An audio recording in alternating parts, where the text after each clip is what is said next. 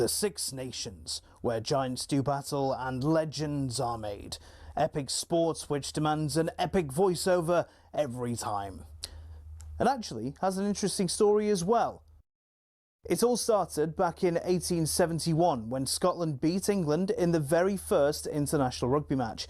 The other home nations were a bit jealous, wanted in on the action, and after England played Wales in 1882, they all decided to hold an annual festival of international rugby, or the Home International Championship, which kicked off a year after. Now, the first decade was dominated by England and Scotland until Wales finally won in 1893 and Ireland a year later. After years of dipping in and out of the championship, France was invited to join full-time in 1910. But because France isn't a home nation, they had to give it a rebrand and settle on the Five Nations. But France were actually kicked out of the tournament in 1931. They were accused of paying players when rugby was still strictly an amateur sport. They had to wait years to be let back in. But after World War II, the Five Nations resumed. Didn't always run smoothly though, like in 1973 when all 5 teams won 2 matches and lost 2 matches. Now, because they didn't do points difference at the time, they just decided that everyone was the champion. It's like trying to keep kids happy, you know, the whole, you're all winners. In the years following, other teams in Europe started to get better at rugby and actually got to a stage where they were regularly beating teams in the Five Nations. In 1997, Italy beat Scotland, France and Ireland home and away. So 2 years later, the Five Nations invited Italy in, creating the Six Nations as we know it. In recent years, there have been calls to expand the tournament further to other European teams. Georgia and Portugal have been prime candidates to join of late. It's also been suggested there could be 2 tiers with promotion and relegation to promote growth of the sport in Europe. But the existing nations are a bit reluctant. So for now, it looks like the Six Nations, or Six Nations, or Sei Nazioni, is here to stay.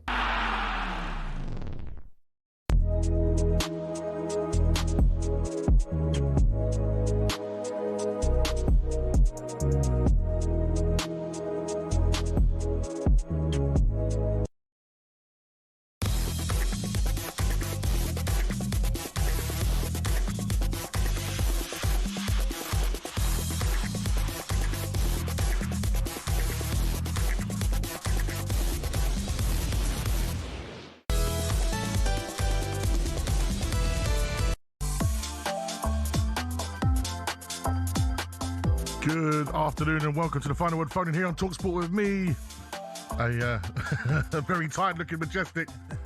They're blue glasses, they're not sunglasses. Blue for Man City. Exactly. It is Final Word with Imagine Pardew. We've come back of a thrilling cup final at Wembley as Manchester City retain the League Cup final for the first time in 5 years as they beat Arsenal 2-0. Loads to talk about in that cup final. We're going to talk about the cup final for an hour. Yeah. We're not going to talk about Spurs for a while. Good man. Thank goodness. And lots to talk about as well. We're not going to talk about Sunderland and Newcastle and West Ham. There is so much to talk about, but we're going to concentrate on that massive win for Manchester City and Arsenal. The quadruple was on. How are you feeling after that today? Do give us a call. 03717 22 3344. It's Imagine Pards on a Sunday afternoon. It's talkSPORT. Right, I'm going to take the glasses off now. Hopefully it doesn't look that bad. I'm on a couple of hours sleep, Pards, and I've been over Spurs. So, yeah, well, that means you've been, burning the candle both ends. Absolutely. So much so, just like our producer Ross, who forgot to send me the running order. Oh. Until now. Give him a yellow card, early doors? No. It's too early. It's too early in the game. Just let it go, that one. We're going to let it go. Yeah. Listen, first and foremost, I'm going to say this as a bit of a prefix to the start of the show. Arsenal fans, give us a call. I know I'm a Spurs fan, but I'm not going to be giving any banter to Arsenal tonight because they was in a cup final today. I was in a relegation scrap and lost. So there you go. That's perspective. Just let's get it out there now. If you're thinking I'm not ringing up because Magic's on his Spurs. No. You was in a cup final today and you lost to Manchester City, who were very good, by the way. Who were brilliant today. Yeah, a really good Manchester City side. But how does that leave Arsenal, Pards? We know Pep Guardiola loves this trophy. It's his 5th time of winning it. Become the first manager to win it 5 times. I've never seen him so animated with specifically the second goal.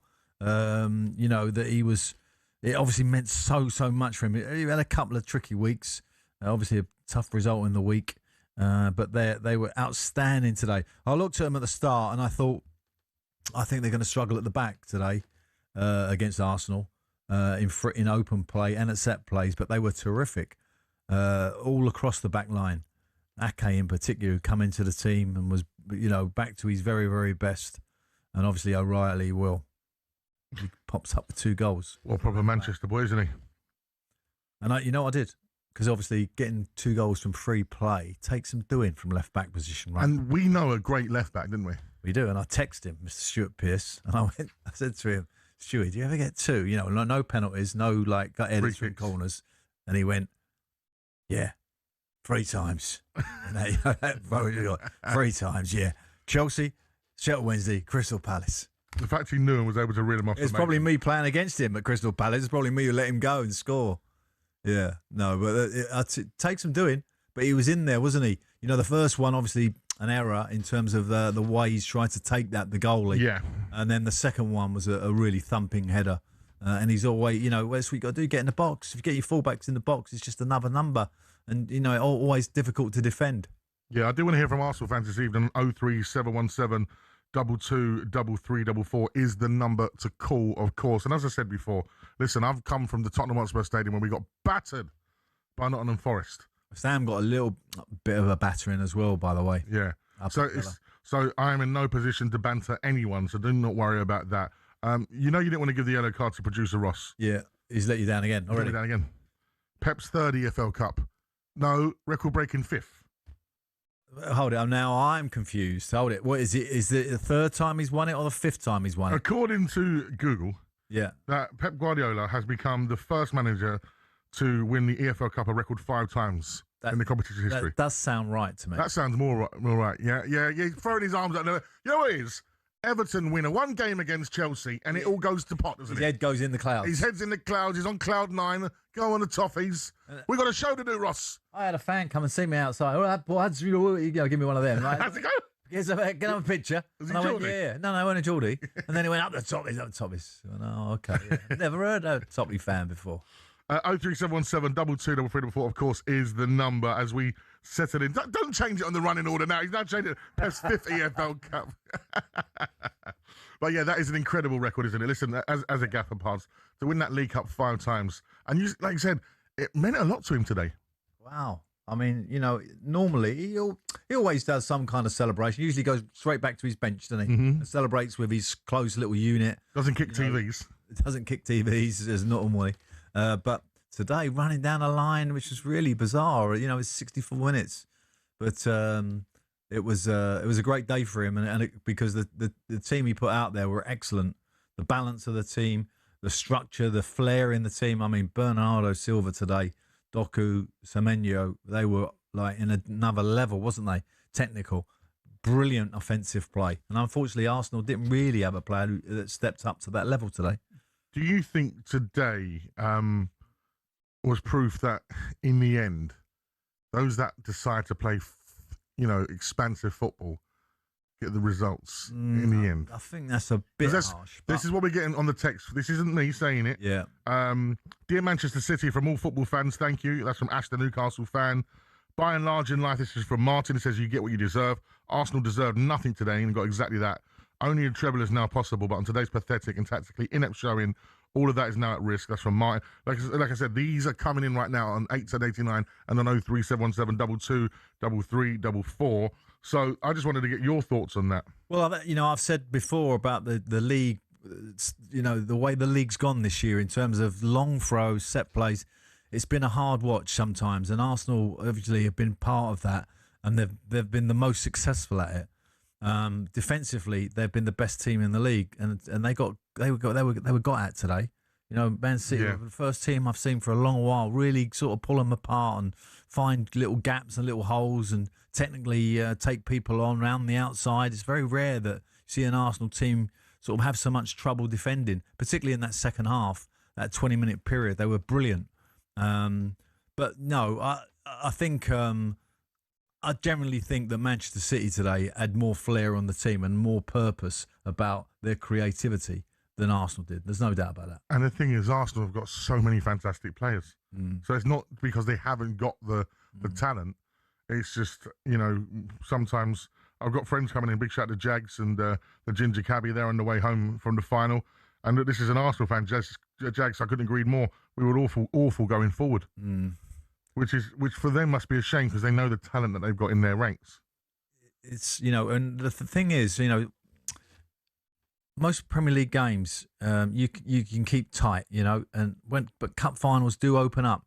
That Wembley pitch, because you're so hyped up as a player, you get tired quickly. Yeah. In the cup finals, you do. You get much more tired in a cup final than you do in any kind of league game, and it's like the tension, the worry of your family getting ticket or whatever it is like an extra kind of psychological mentality that you have to have that weakens you a little bit.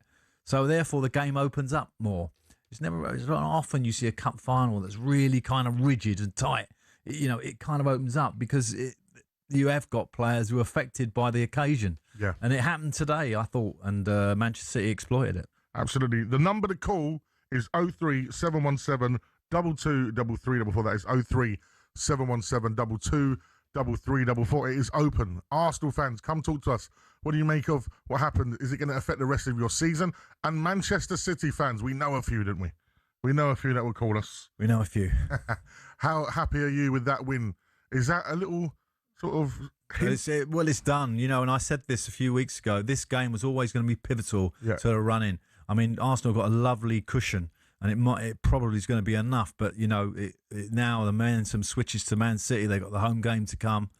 They'll get a bit nervous. And there's lots to talk about in terms of keepers and decisions made today in big games. 03717 223344. It's Sunday night. It's the only place you need to be. It's with Madge and Pards on talkSPORT.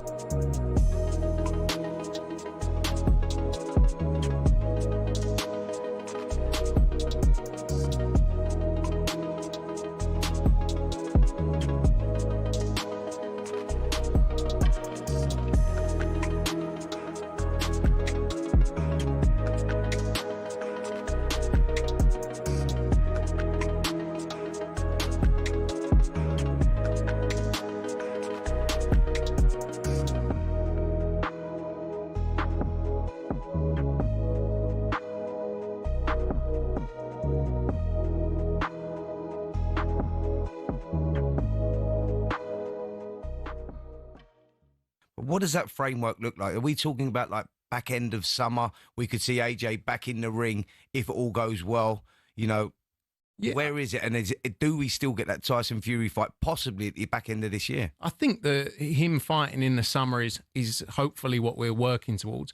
But it's very different him training as he has been and going back into a proper full-on camp. And I think that's what we have to see over the next few weeks, how he gets back into those full camps, those training sessions. The Fury fight is the one everyone wants. We all want it. We're all fans. 2 years, isn't it? I mean, if you think about it, if AJ fights in the summer, it's 2 years. Put Jake Paul to one side, all respect, but it's 2 years since a competitive fight. So there's going to have to be some finessing and ensuring that he can get to the levels that require him to be able to fight someone like Fury. I think the problem we've got, obviously, with Anthony Joshua, and a massive hurdle he has to overcome is this psychological damage that he's got going in there, and that's bigger than the physical battle. That's bigger than the warm-up fights, etc., etc. And that's where none of us are going to be able to give those answers until AJ sort of. Well, I think in part that battle has been embraced by Anthony by saying he wanted to fight. I think most people were expecting him not to. I think people saw him in London post the circumstances in December and felt that there was very little chance that Anthony was psychologically and physically wanting to fight again. That he made that choice himself. So I think he's embraced that battle already. And he's 100% positive that is the case, Frank. He wants to fight again. He wants to fight this year. Yeah, look, it's his life. As I say, it's all he's known and it's all he's focused on for the last 17, 18 years since he went to the Olympics and won the gold medal and then became world champion.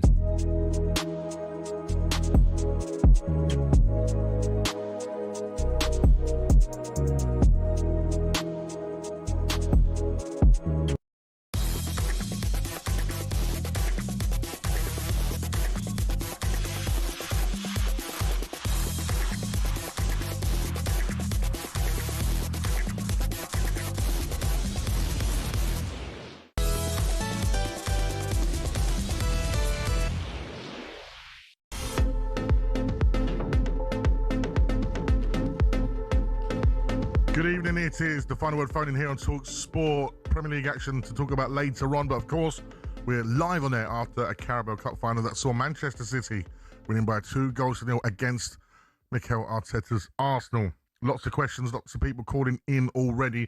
The number, of course, I'll say it nice and slow. 03 717 22 3344. That's 03 717 22 3344. And we'd love to hear from you, Arsenal fans and Manchester City fans. It is your turn to talk to the nation. And Pards, you're the gaffer. I'm going to let you choose. Do we go to celebrate with Man City fans first? Yes. Okay. You know who it is, don't you? Yep. It's only Jackie. How are we, Jackie? Oh, Majestic. I'm all right. Did you get the message I sent you a few weeks ago? I think I did. Yeah, I've got the C. Oh, I'm so sorry to hear that, darling. Yeah, but Madge, listen, I've got to go for a major operation in about 4 to 5 weeks. I've had loads of MRI scans, but you know what? I'm positive I'm the Jackster, and I'll get. You I'm will bounce back like Manchester City, my darling. Yeah, I certainly will. So I just wanted to let you know that and let Tard know. Yeah. Obviously, Jamie knows now because I've not hung on the sports bar because I've been going to bed really early. But like I said, I'm going to be fine. I just want to let all the City fans know travelling on the way home who supported me. Thank you very, very much to my daughter Natalie and my friend Tony, who've been there for me as well. And the boys did me proud today. Unfortunately, with my condition at the moment, because it's gone into my kidney and my bowel, I couldn't go to the game. But I watched at home, and I'm so, so proud of the boys. They've given you a Sunday afternoon to be cheerful for, right, Jax? Yeah, they have. Yeah, they were absolutely superb. I thought the first half, both teams were a little bit boring. But the second half, we come out rubbish, don't we? But today, they were absolutely superb. What about Bernardo Silva? How good was he today? Oh, absolutely fantastic. Doku was on form. Semenyo was brilliant. And, you know, before the game, when I actually saw the team, I was very, very nervous because no Diaz, obviously, Gahey was cup-tied because he signed after the first leg. Yeah. But I thought we were going to get beat, but Arsenal just didn't turn up in the second half. And City tearing Cockneys apart again. I'm absolutely buzzing, and thank you, boys, for doing that for me. And also, I'd like to say a big sorry, one of my friends passed away on Friday, Phil Suckley, and they did it for Phil as well. So we've had a bit of a shocking few weeks in my life, but hey-ho, we move on. I'm positive. That's and I'm it. going to be the very old strong. stiff upper lip, Jack, and we Yeah, and you know get what, on with guys? it. That's it. When I've had the operation, I will bring it in and I'll let you all know because I'm going to be in hospital for about 2 weeks. But I will be putting talkSPORT on. Await your call. Yeah, and we send all our love to you. Absolutely, Jax. All right. Thanks, guys. And thank you for letting me share that with you. I felt a bit embarrassed, but I have Don't ever feel embarrassed. You're very in a safe space here, Imagine Pards, as always. You know that, Jax. Jax there. Yes, I know. Thanks, Matt. Well done, Jack, and well done today to your team. Well done. Absolutely. Yeah. Jackie there. talkSPORT regular. You might have heard her in the sports bar. You definitely heard her on our show. And yeah, a great win for her. Of course, massive City fans who's travelled up and down the country through the good times and the bad times with Manchester City. Let's go to Robbie. He's an Arsenal fan. He joins us. Good evening, Robbie. Good evening. How are you? How are you feeling after that? What's your thoughts? It was so poor, weren't it, today? Second half.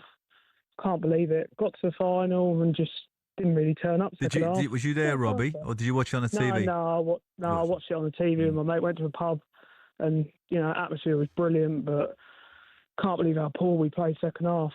What did you make of the decision to not start Raya? Oh, for me, I would have started Raya. You're in the final. We haven't won a trophy for 6, 7 years now. You've got to play your best team. Kepa was, he just didn't do it for me today. That's a big call Arteta's got to take. Big call on Arteta. Do you know what? Robbie, let me bring in the gaffer here, Parzer, because he's been in these situations. A lot of the bigger teams, so to speak, them United, the Arsenals, Cities, even United, etc. In a Carabao Cup, they normally play the second keeper. You do. And they go all the way to the final. Did he make the right decision today, Mikel Arteta? Well, when you look at the Pep, he made the same decision. Yeah. And it worked out for him because Trafford made 2 good saves, didn't he, in that first moments, do you remember? So, but what usually happens is to keep the kind of equilibrium in the squad, the number 2 goalie needs to get a chance in some competition. You've got to keep him alive mentally for him to come in if you get injury to the first team goal. So it makes a lot of sense to play him in the League Cup, probably the lesser of all the competitions that you're in if you're at a big club. So I understand that. And then you're going to stay faithful to them. So it didn't shock me in the slightest to see that he was starting. But of course, when you lose the game and the goalie has made a mistake, which, I think it was a mistake he's made for the first goal, then it highlights that whole situation. But could there be consequences to this decision in general? Because, we know why Pep loves this trophy so much, because it's the first one you could win. And he always talks about it instills a winning mentality. But he played his number 2 goalie. Yeah, of course. But I think he can trust in Trafford enough. Like, we've seen him at the start of the season, he played a bit, and he's played probably more football than Kepa has for Arsenal this season. Yeah, but it's still, the point I'm making. No, but okay, do you know what I'm saying? In this instance, Pep can do that because there's enough credit in the bank in terms of not desperate to go and win something. He's won loads with City, etc. Arteta, if he got that job done this evening, then the Arsenal fans and everyone's walking into the rest of the season. No, I get it. You know I understand. Of course. The weight of the Arsenal decision might have been greater than the Man City decision. That's the point you're making. Correct, yeah. And I get that. And Arsenal fans will definitely lean on that. Of course, why wasn't Raya playing? I get it.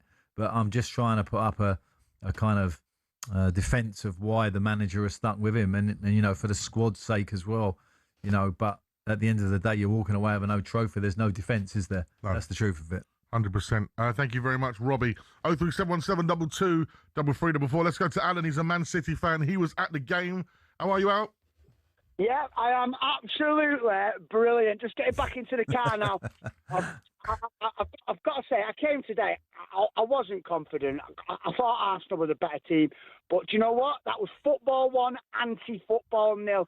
They were absolutely disgusting today. They were time wasting in the first half when it was 0-0. They were the set pieces. And when the set pieces don't work, there's nothing else about them.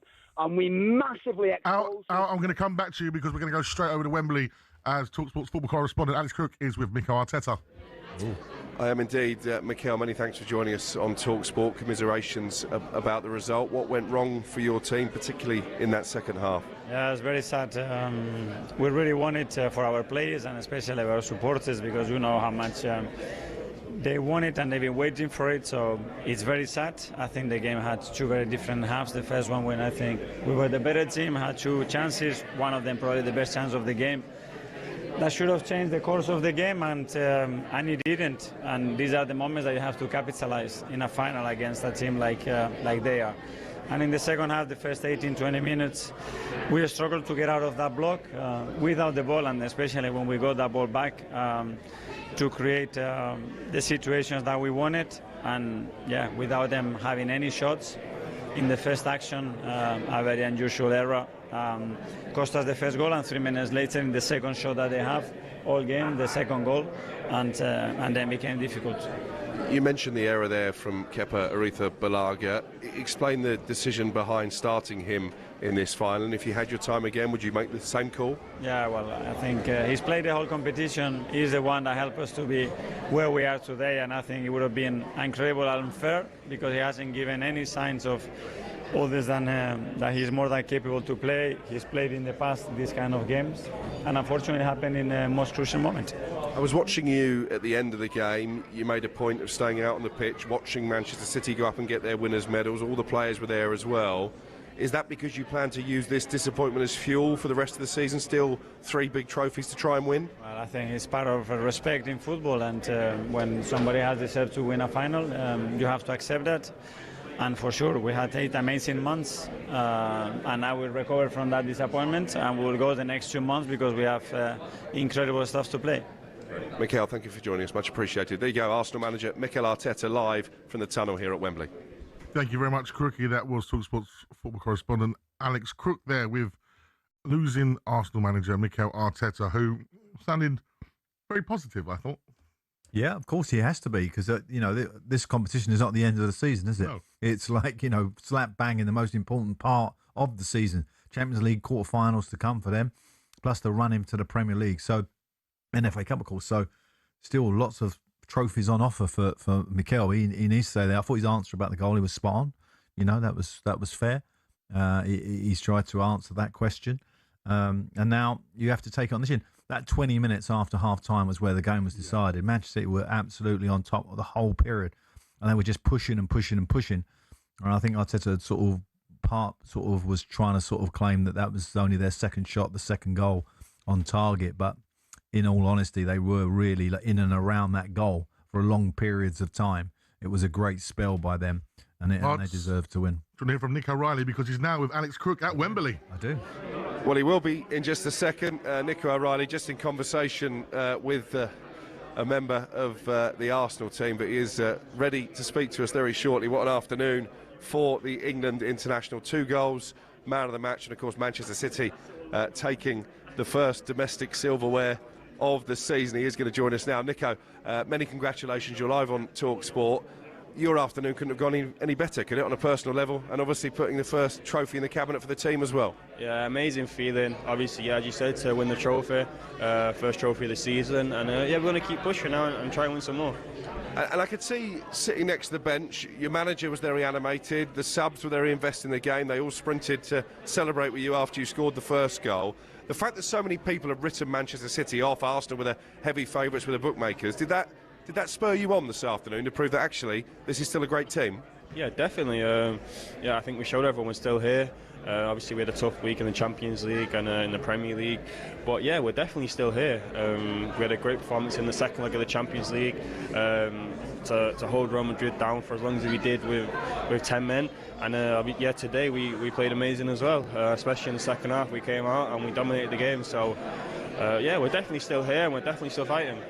And the fact that you're going toe-to-toe with Arsenal now, trying to cut that lead at the top of the table, who knows, you might even meet them again in the FA Cup. Psychologically, could this give you the advantage over the team you've beaten today in the run-in? Maybe not, who knows, but it's definitely a blow for them. They wanted to win everything just as we did as well, but we'll see how it goes. Nico, congratulations, thanks for joining us live on talkSPORT. There you go, Manchester City's match winner, 2-goal, Nico O'Reilly. Brilliant stuff, thank you. Crookie, of course, as he said, was with the match winner, Nico O'Reilly there. A boy from Manchester scoring 2. I can see what it meant to him. Yeah, what a season he's having. You know, he's sort of a breakthrough season for him. He gets called up by England in the week and then gets 2 goals in the cup final to follow it up on the back of what has been a terrific season for him. Played central midfield, played wide right, I think, left back. He's played everywhere. It just shows the utility of the player. And I thought he spoke very well as well. They put him up for the media this week as well. So it was kind of ironic. He had the tattoo with the postcode about, he's a Manchester lad, etc., etc., which I thought was a nice moment, yeah. Before we go to short pause, I just would love to let Jackie know there's been loads of messages come in. Yeah. From Gary, the Liverpool fan, from Dina, from Ant. So many messages coming through wishing you well, Jax, just to let you know that you're not alone in your battle. And everyone at talkSPORT and the audience listening as well, sending some positive energy to you tonight on a night where your team have gone and won the 5th League Cup for Pep Guardiola, his 5th one. Unbelievable. 03 717 22 3344. Give us a call. It's the final word on talkSPORT.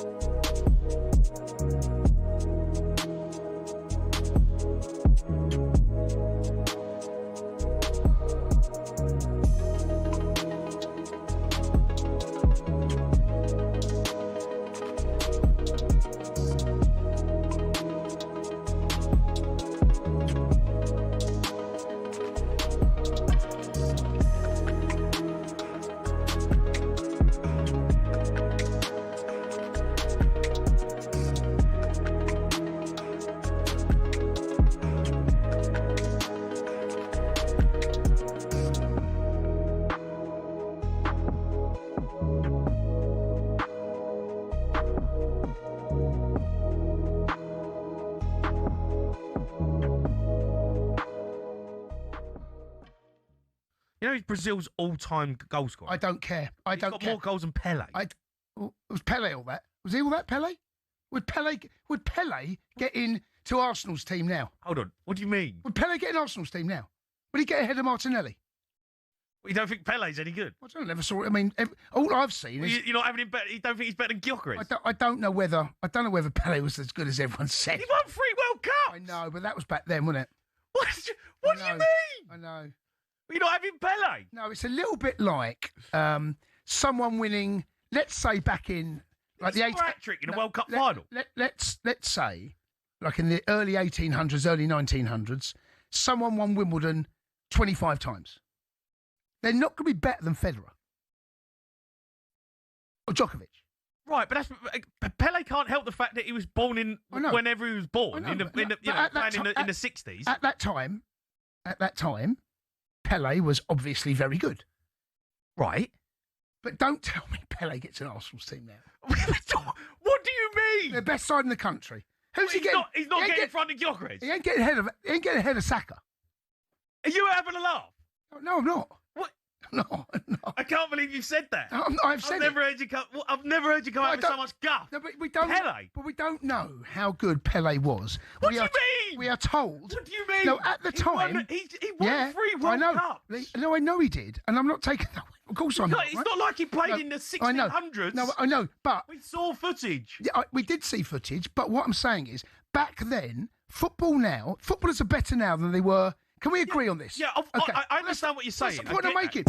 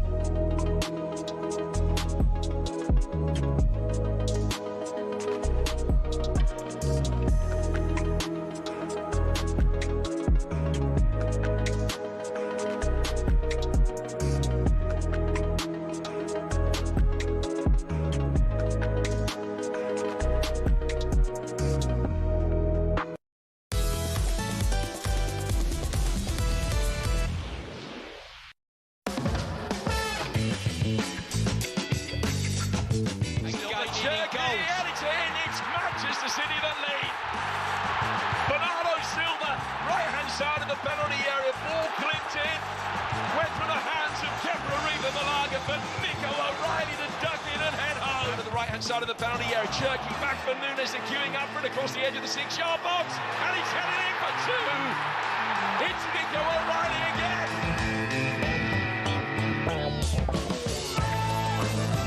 And that is how it sounded on talkSPORT as Manchester City win the first bit of silverware of the season, the Carabao Cup, beating Arsenal 2-0, and Manchester lad himself, Nico O'Reilly, come up with the goods. I'm going to be in Manchester on Saturday night, Pods. What are you doing there? We've got boxing, haven't we? Moses Saitoma, the future. He's the top boy, isn't he? Oh yeah, He's the one, the next British champion. Well, one of them, potential world champion. Don't forget Fabio Wardley in that conversation as well. Okay, Fabio's brilliant. But yeah, and I believe we'll be, of course, fighting on a Saturday night. talkSPORT will be all over that. So if you like your boxing and your fighting this Saturday. Everybody likes their boxing, don't they? Not everyone. Oh, not everyone, okay. But yeah, so I'll be in Manchester. They might be celebrating next week. Doing the DJ. Doing the music. In between the rounds. Do the music. Do the music. As we talk about Arsenal and Manchester City in the Carabao Cup final, loads of calls coming in. So let's go straight back to Alan, who I interrupted. Alan, I'm sorry I interrupted with your goal scorer, Nico O'Reilly. He must be at the car park now. No, it's all right. It's all right, O'Reilly. I don't mind him. You don't mind Nico coming on? Arteta can do one, though. He needs to stay humble, doesn't he? Just a quick one there, Jackie. I heard she'd not been too well. Yeah.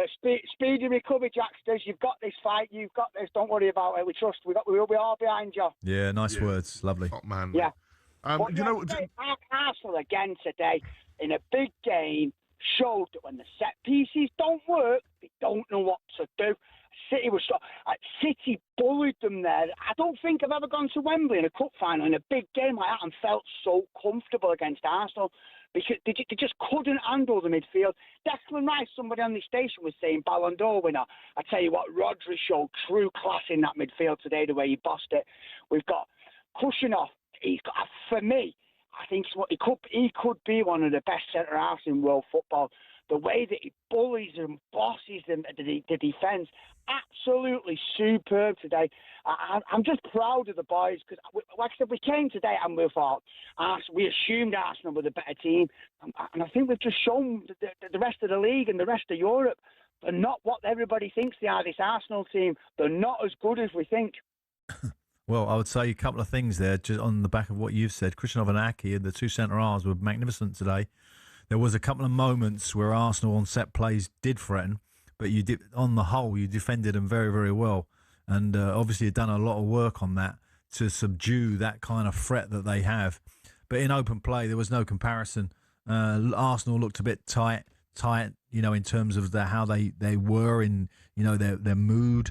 And you were like free as a bird. The boys were taking people on for fun. Silva was dancing around the box. Cherky was dancing with the ball. It was a really great performance, and you can be very proud. There's no doubt about that. Great win. Definitely. My son would like to say something as well. My lad's here with me. Go on, Thomas. Arsenal found a way to finish second again. How surprising. Oh, dear. There's always someone with a cheap. Thank you very much. Let's go over to Dan. We've got to let the Arsenal fans respond. How are we, Dan? How you doing? Talk to us, mate. The floor is yours. Oh, Dad. Firstly, I just want to say I'm a referee myself, and I come in, watch the game. The best thing about VAR didn't get involved, but Arsenal trying to make a statement. Why we're not playing a number one keeper? We want to win the quad. Yeah, we kind of went over that, and I think that is going to be something that's going to be hotly debated over the next sort of, not just this week, I should think, right to the end of the season, why he wasn't played. But Arteta, stuck with him, said it was, the unity of the squad, etc., etc. He played in all the games. He hadn't shown any kind of weakness, but he had a moment today, unfortunately. That's the truth. Don't take nothing away from Man City. They've done well. They wouldn't let us play. They pressed well and done really well. But that's just, to make a statement, you've got to put out your best team. I was actually looking at, in all competitions, you've only lost 4 games this year. It's still a remarkable season you're having. Obviously today's a massive disappointment, but you're 9 points clear. Obviously they got a game in hand, Man City, and they play you at home. So you can expect it's kind of going to tighten up a little bit from here. But that's what I mean. I don't want to judge it away. But do you think we're going to lose it now? Do you think that? No, I don't think so. I think you got enough points, and I think you got games that I think you're going to win. So I think you're going to win the league. But today's a blow, and what you don't need to do over these remaining games is tighten up even more than you did today. That pressure told a little bit, I thought. Man City was almost like, we had a terrible week, let's just go out and play. And Arsenal were like, it's so important, we must win. And there was a different kind of psychological attitude on the pitch, I thought. And that's what Arsenal need to do, get that freedom for those last 7 games in the league in particular, because I think that's the one, when I speak to my Arsenal fans, that league title is the one that they really crave. I think the message right now is don't panic. If you're within the Arsenal camp, it's don't. Because the first half, as Arteta pointed out, was fairly even. So you've only had you had 45 poor minutes really, when it's got away from you the game, and for whatever reason. But that happens in all football. 4 defeats all season, all competitions is outstanding. But that is not going to be there's going to be crumbs of comfort to Arsenal fans, particularly if you played £500 for your ticket today, which I believe they were going for, because they all wanted to go there and see the first sort of trophy won. So it'd be interesting to see if we get an Arsenal fan who went to the game. I bet they're feeling very, very disappointed. Absolutely. 03717223344. We got more Manchester City fans on the way home and still at Wembley. Let's go to Stephen. How are we, Stephen? Oh, we're very good. How are you two guys? I'm loving how upbeat my Mancunian friends are today. We are very well. And you know what? I've got to say, the football you played in that spell of 20 minutes Bard was talking about was wonderful to watch. Outstanding. Has anybody seen Gabby Agbonlahor? What's Gabby getting it? play Friday's comments, Gabriel Bonhorn. Not in these, he said City were going to get beat. They were going to get absolutely murdered. Oh, Has okay. anybody seen Alex Krupp, the Plastic United fan? He said there's no way on earth Manchester City could beat Arsenal. Oh. Has anybody seen Adrian Durham? Adrian Durham said that Eddie Howe should offer his resignation. He should be speaking to Gabriel Bonhorn. Honestly, talkSPORT on Friday, everybody wrote us off. When we play, we are the best team in the land by a mile. We just haven't played enough this year. But when we played, like you said, that 20 minutes, we played Arsenal off the park. Yeah, and there's a caller called in earlier. I'm not sure who it was. Might have been Al saying about Rodri today. He looked back to his best, didn't he? You know that. And he started against Newcastle. Against Newcastle, he started to look like Rodri used to look. Yeah. That's going to be a massive fillip for you and for Spain, of course, where he goes for the World Cup for sure. It's absolutely fantastic, and honestly, we're over the moon. I've got to give a shout out to my homeboy Rowan. I'm driving home, mate. Say hello, Rowan. Oh, you are.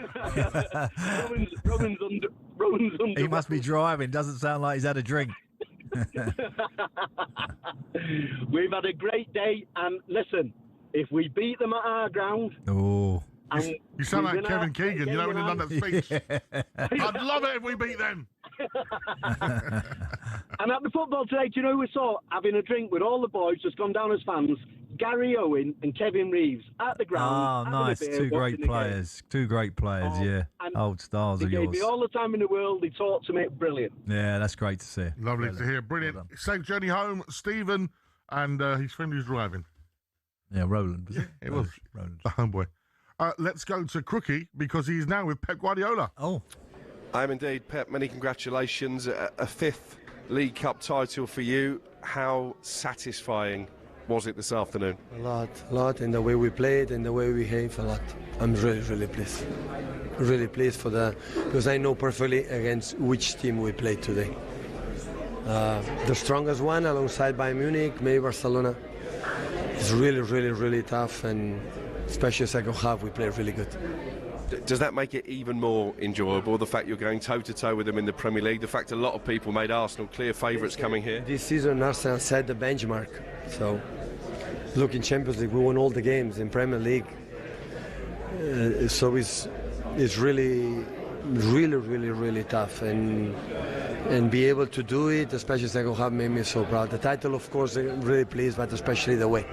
Is that why you were so animated? I thought you were going to hurdle the advertising hoardings after the first goal, and then you did your sort of Jose Mourinho sprint down the touchline. It's not about that, but I will not celebrate when we're not playing good, but celebrate when we're playing incredible 20 minutes, score a goal. If I cannot celebrate that moment, what is the reason why I'm here? I have to be silent because of respect. Give me a yellow card or the 2 and 3 and 4, do whatever you want. But I'm going to celebrate that moment. I want respect. I didn't want to run in front of the Arsenal fans. I want to be my fans. I want to celebrate. I want to be happy to do that. What can I say? What could this win do for the rest of the season in terms of the Premier League and trying to claw back that lead that Arsenal have? I think we're going to help us for the quarterfinals against Liverpool. Will help us at home. For our people, our fans, I think they will be pleased. And now I need break. I need to rest. I'm exhausted. Last weeks have been so tough. I need to go to the sun in my lovely Catalonia, Barcelona, and after enjoy, of course, the title, and we see. No rest for Nico O'Reilly. He's going to be linking up with England. But how impressed have you been with him this season? Such a young player, but plays with such maturity. Even a surprise for me. He can play in 2-3 different positions. I'm so, not for the goals, Playing left back and play in the pockets, can play a holding midfielder. So, yeah, really good. And just to final one on your goalkeeper, James Trafford, he was exceptional as well. Wow, the first minute save. Yeah. But I've been all the competition in semi-final against Newcastle, making Carabao Cup save. Listen, to win titles, you need to perform the players are best. And today, all of them were the best. So otherwise, you don't win. So, and we did it. Pep, go and enjoy the sunshine. Thank you very much. There you go. Pep Guardiola, yet again, a League Cup winner with Manchester City. Brilliant stuff. Off to Barcelona and some tapas. Catalonia. He'll be having a lot of tapas. Enjoying himself. Deserved it. And he's quite right, because and I can speak, from experience. What you're sucking up in that emotion when that second goal went in particular is all the criticism and all the pundits saying you're going to lose, you lose, and you don't say anything. You just store it all up, but it has to come out of you. Of course it does. And if it doesn't come out of you, then you've got a problem actually. So you're better off getting it out. And well done to him running down the line. I don't know. Did he get? He got a yellow card, didn't he? I think he did. No, he did, 100%. So he get a nice little fine as well. That'd be all right. They take that and the cup. I'm sure the fine is not going to affect any of his finances moving forward. I don't think so. He might not need to revarnish the yacht this year, maybe. No. That might just cut down on that one. Speaking of yachts, I won't talk about last week when I weren't here. When I spoke to you. What happened? Mate, I was in the Caribbean in a storm with David Guetta. You couldn't make it up. Maybe I'll talk about it later on in the show. Well, I don't know. It sounds all right to me. It really isn't. What sort of storm are you talking about? Right, we are talking all things Carabao Cup Final, and it is the time to call us on 03 717 223344. Arsenal fans, as I've already said, yes, I am a Spurs fan, but I was in a relegation battle today, and we got battered. So I'm in no place to be laughing and joking. This is a safe place to come and talk to us and give us your thoughts, feelings, and opinions on what went wrong today. And are you feeling a little nervy going into the end of the season now, or is it don't panic? You've got this. Pards, he says you've got this. So you've got a reassuring voice from Pards. Loads to get through. 03 717 223344. It's Sunday evening. It's talkSPORT. It's the final word.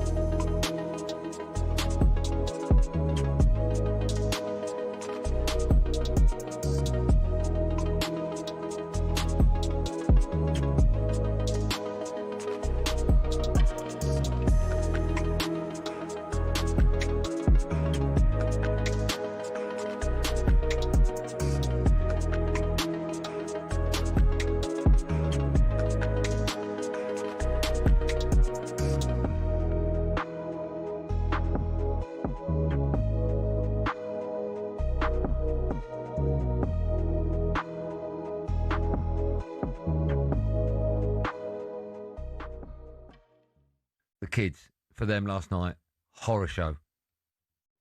The Wi-Fi didn't work. Oh my goodness! I got in. Panic stations. As I walked through the door, my eldest, not hello daddy, my eldest, Wi-Fi's down, and I went, "Can I get through the door first?" Okay, yeah. Little one comes down, not little anymore, but come on, no Wi-Fi, and I went, "Can I walk in?" Right. Let's get in. I have something to eat. If you fix the Wi-Fi, by the way, I get a text. Yeah. A text from my 14-year-old who's upstairs, can't bother to come down. A text, come downstairs. Is the Wi-Fi working? So I text back, "Can you come down if you want to talk to me?" Yeah. Comes down. Oh, is it? Because I can't get... No, it's not. It's not us. It's Virgin. It will be fixed. Just wait. Yeah. This morning, first thing, no Wi-Fi, still not ready. So what did you watch last night on TV? That's a very good question. We had stuff on the planner already saved. Yeah. You've got Sky Glass, right? So if Wi-Fi goes down... You're in a world of trouble. I've got stuff saved on my planner. I'll tell you what, I was watching the football, but Mrs. G was watching the end of... I gave up on that. What's that programme called with the woman from Yellowstone? Oh, the Saltmarsh. Yeah, I gave up. Episode 3, nothing was happening slowly. I thought, no, not for me. It's slow, man.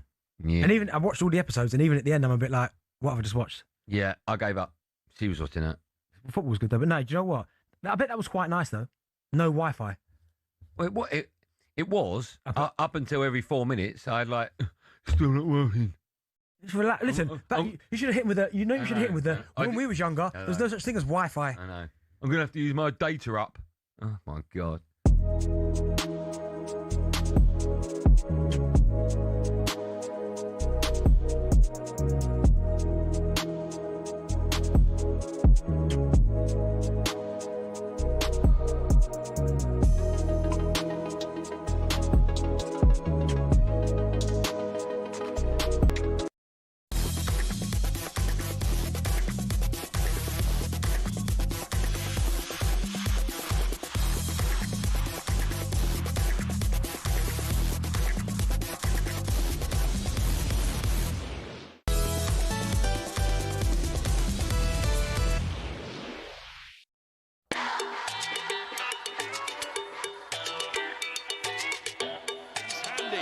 to Bernardo Silva.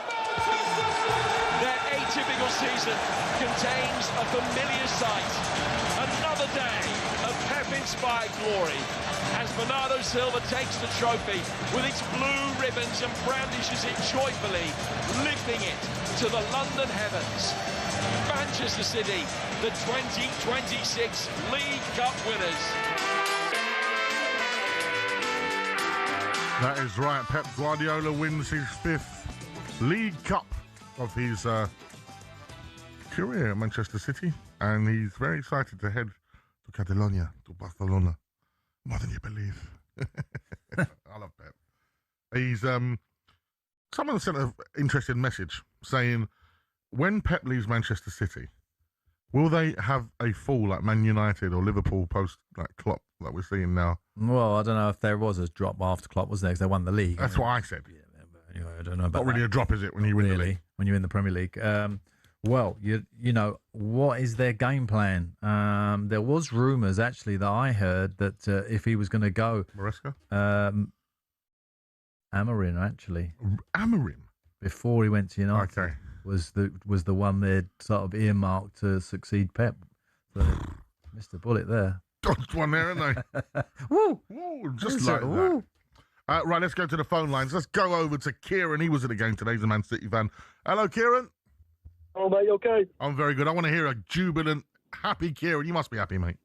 Oh, I'm over the moon, guys, honestly. I think before today, I think this is the first time I've been to Wembley as a City fan, to be honest, and we've not been the favourites going into a final. I don't know whether that helps us out, but just so many amazing individual performances. But for me, I want to talk about the goalkeepers. I know that Kepa's had a lot of criticism today, but I thought in our end, James Trafford was absolutely outstanding again. I think that top keeper. Obviously he's had to feed off scraps this season, unfortunately, because of Donnarumma. But when he's played, he's been nothing short of exceptional. You know, he was amazing in the semi-final against Newcastle, and then that triple save. But he was so commanding as well. And I think for such a young lad to be thrown in today, he could quite easily have panicked. He didn't. He was sensational, and we may lose him at the end of the season, unfortunately. But if we do, I'm just so happy that he's had his moment with City now. He's a City fan, and he's had his moment at Wembley, and he fully deserves it. I think I just wanted to mention him in particular because I think that. Can I just come in on that as well? Because I think, can you imagine when he signed? I think he signed thinking he was going to be number one because honestly, Donnarumma wasn't there at the time, and then the disappointment he must have faced when that big fella walked through the door. And he probably knew that he was going to be number two. Was like, you know, he could have easily laid down tools and not trained properly, or just thought he'd been let down by the football club. No, he just got his head down and he's had his reward today. So I'm just rubber stamping what you said. Absolutely first class. Yeah, I mean, whenever he's played, he's been tremendous. I think he had that little wobble against Spurs. Yeah, that's it. Really, early in the season. But you know, he's been thrown into. I mean, it's a big game to come into today, a massive. And we all knew he'd play because Pep announced it earlier in the week. But to perform like he did, and also, if you don't mind, very quick, I'd just like to pay tribute to I coach grassroots football in Manchester. Under 14s, and we lost one of our players to leukemia last weekend, Harris, who's a massive Manchester City fan.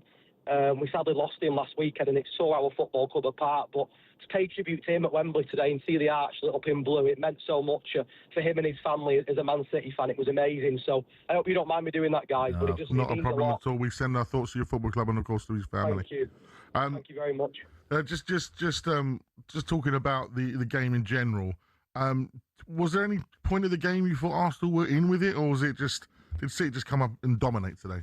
I think, in fairness to Arsenal, I thought first 15 minutes they were way on top. We didn't settle at all for the first 15 minutes, and they had that moment, didn't they, where I mentioned the triple save from Trafford. Yeah. And it looked like the game was going in their favour, and it felt like a goal would come for them. But I think credit to City, they weathered the early storm with Arsenal. You know, I thought Nathan Ake, I'll be completely open and honest, I was a little bit unsure of Ake coming in today. I knew that Ruben Diaz had picked up an injury, and I wanted John Stones to play. Nothing against Ake, but I just thought Stones a bit more physical presence, but Ake was superb. And we weathered the early storm, and then we grew into the half. I mean, it was a chess match, really, in that first half. You know, it wasn't much going on. And then second half, I don't know what Pep said at half-time, but it was men v boys in that second half. We were outstanding. You know, Doku was unplayable. Rodri and Bernardo, I mean, two of the older players with such experience that they controlled a really good Arsenal midfield, and we made them look like nothing really. Do you know what, Kieran? We were excellent all over the pitch, and I just think that I want to jump in here because I want to bring an Arsenal fan in as well here, and to have a bit of a back and forth with you because, of course, you mentioned men versus boys there. Let's get Bitter Bobby on, who's an Arsenal fan. How are we, Bitter Bobby? Bitter Bobby. Yeah, you're right. We've got Kieran. We've got a Man City fan here. Bitter Bobby. Kieran saying it was men versus boys. What do you reckon? First of all, I'd like to say rest in peace to Harris. I have 2 young boys, and that is the most devastating thing I could ever imagine. So rest in peace to that young man, and good luck to his family. Thank you. It's a hard one. Yeah, we lost today. Happy days, Man City. Well done. But it's the EFL Cup. When I was a young boy, it was the Carling Cup. It meant nothing. And that's my honest opinion. To me, as a football fan, the Premier League and the Champions League is everything. And the FA Cup is a bonus. The EFL Cup, Carling Cup, has never been a big thing to me. It's pathetic. It only got popular when Man City won it 4 years in a row. Congratulations, Man City. You've won the Carling Cup. That's my honest opinion.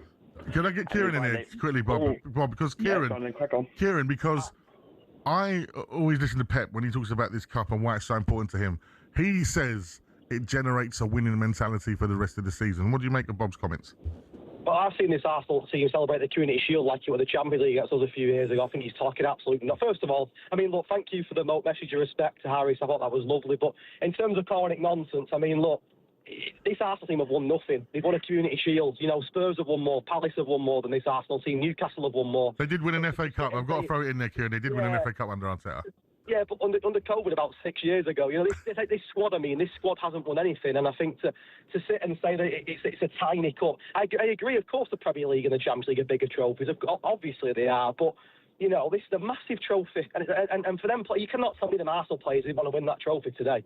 You cannot tell me they didn't want to win it. So I think that's it's called bitter for a reason, isn't it? And he's been quite bitter there. The better guys won. Go for it. Bob, anything you want to respond with? Yeah, you can't even beat West Ham, relegation team. When Haaland doesn't perform, you City fans are nothing. Your left back scored 2 goals today.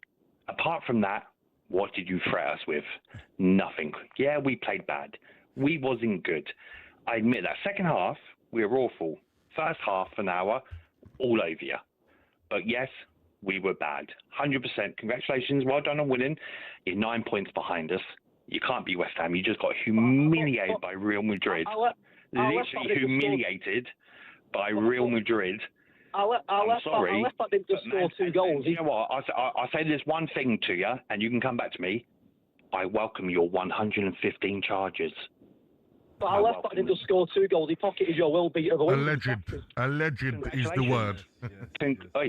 Congratulations on pocketing our left back. You're still 9 points behind us, and we've got winnable games. You're the only hard game we have to play this year. Apart from that, easy. Could be Wolves. You can't beat West Ham. Okay. Madge, we need an adjudicator here. Let's get in the middle of this. The pressure's on you guys, so ultimately the pressure's on Arsenal. You're listening to talkSPORT. It is the afters of Man City versus Arsenal. It's part 2. And at the moment, it's Bit of Bobby in the red corner. In the red corner, Bit of Bobby. Do you know what? Brilliant stuff from both. Thank you very much, Kieran and Bit of Bobby. And beautiful tribute to the young man that they lost to leukemia. Yeah. Well, there seemed to be a bit of a theme on our show this evening, doesn't it, with Jackie and everything? Yeah. But again, it just shows some things are more important and bigger than football. But we are here to take your mind off of those things and just get lost in all things football. The emotion of it, which we had plenty of emotion there. I mean, Bitter Bobby turned very bitter there. Yeah, he didn't. Listen, it's great, man. It's great radio, and this is why we love the game, didn't we? The rivalry. And unfortunately, I've got to turn my attention to all things Spurs shortly. Yeah. I always go back to that League Cup and Pep's opinion of that, which is absolutely right, because whenever you win a cup, there's always new players who have not won anything yet. They've either come, like Semenyo, he's never won anything. So, you know, it's like brilliant. You come to Man City and you've got a cup under your belt straight away. Massive. And some young players, like, you know, who have not featured in those previous wins that Man City have. Listen, so it's always important. I think it's, you know, if I was going to use a very poor word, I'd use the word muggy. You know what I mean? Like, it's muggy, right? What's that mean? You know, it's a bit muggy. That. Is that a street term? Yeah. What does it mean? Like, I think it's a bit... I'm trying to think what the word would be. underhand, right? That people say, for example, the League Cup doesn't. A mean low-level anything. attack. It's a low-level attack, yeah.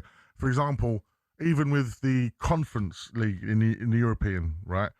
To win a trophy of any sorts on a top level, it's big for the team, it's big for the players. Yeah, I think every trophy, I don't care what level you're at, you know, if you're non-league, you're League Two, you're a Sunday morning team, you win something, it means something. You'll never. It means massive.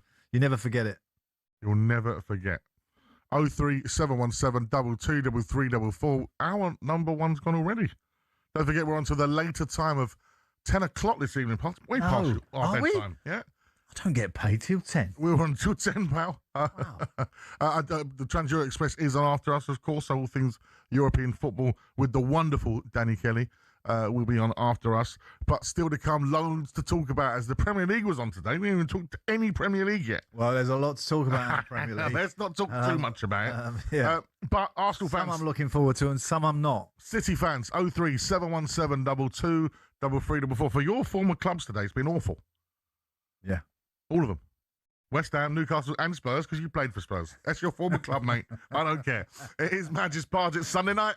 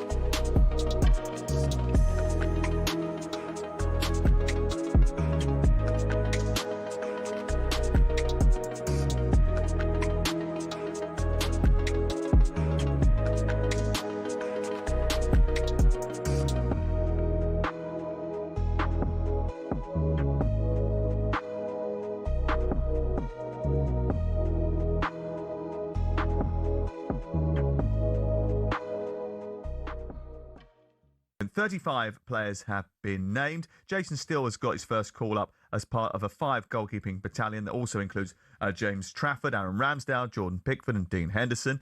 The defenders that have been included, with a bit of surprise maybe, for Kayo Tomori. John Stones has been included. Jarrell Quansah is back in the squad. Harry Maguire has got a recall as well. The other defenders, Byrne, Gahey, Hall, Konsa, Livramento, O'Reilly and Jed Spence of Tottenham Hotspur. The midfielders that have been called into the squad include James Garner, who gets a call up for the first time to the England senior squad, Anderson, Bellingham, Henderson, Mainu, who's back in after some good performances under Michael Carrick. We'll see him tonight live on talkSPORT when we bring you Bournemouth against Manchester United. Declan Rice, Morgan Rogers and Adam Wharton. And then the forwards, and there's quite a lot, but there's no room for Ollie Watkins, Bowen, Calvert-Lewin, Eze, Foden, Gordon, Kane, Madueke, Palmer, Rashford, Saka and Solanke. No Watkins in the squad. No Trent Alexander-Arnold in the squad. And actually, Gabby Agbonlaho's last statement before we went to the break was, do we think we're that good that we can afford to not have a Real Madrid right back in a 35-man squad? Incredible. I was looking at Trent Alexander-Arnold and his statistics. He's started 7 of the last 8. He's played 3 90 minutes since his return from injury. You were impressed with him, were you, in the game against Manchester City? I was, both legs. Yes, he had a lot of help from Valverde and other players on that side. But Formula One. It's a sport often seen as insular and elitist, but it's seen a meteoric rise under its owners Liberty Media, not only in popularity and viewership, but in the ability to almost print money. From greater access to more races, here's how it happened. For decades, Formula One was owned and run by one man, Bernie Ecclestone. He was old school, someone who thought the sport itself was enough, and there was no need for all this modern marketing and social media nonsense. But in 2016, Ecclestone agreed to sell his baby to American group Liberty Media. It cost Liberty Media $4.4 billion, and they quickly got to work. We got an F1 app almost immediately, and teams were allowed to show us more from behind the scenes.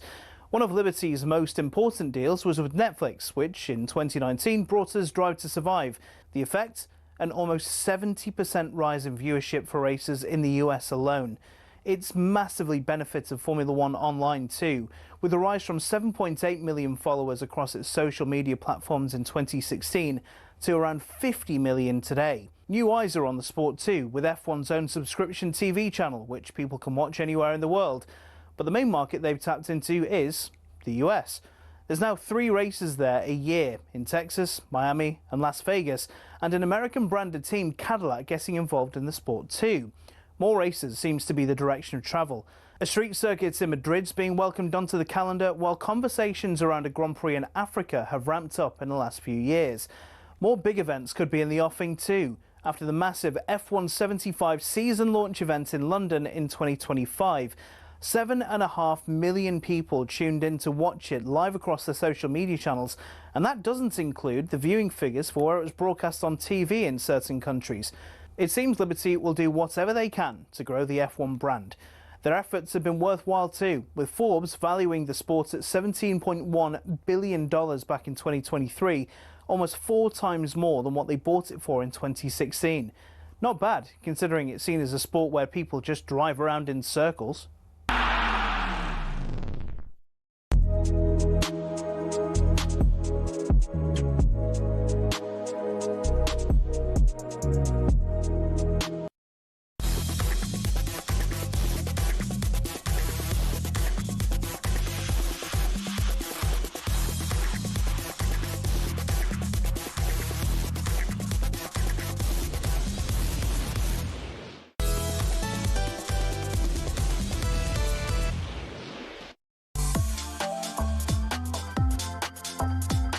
Welcome to the Final Word. Phone in here on talkSPORT, me, Majestic, and alongside me is the former Newcastle and West Ham gaffer, Alan Pardew.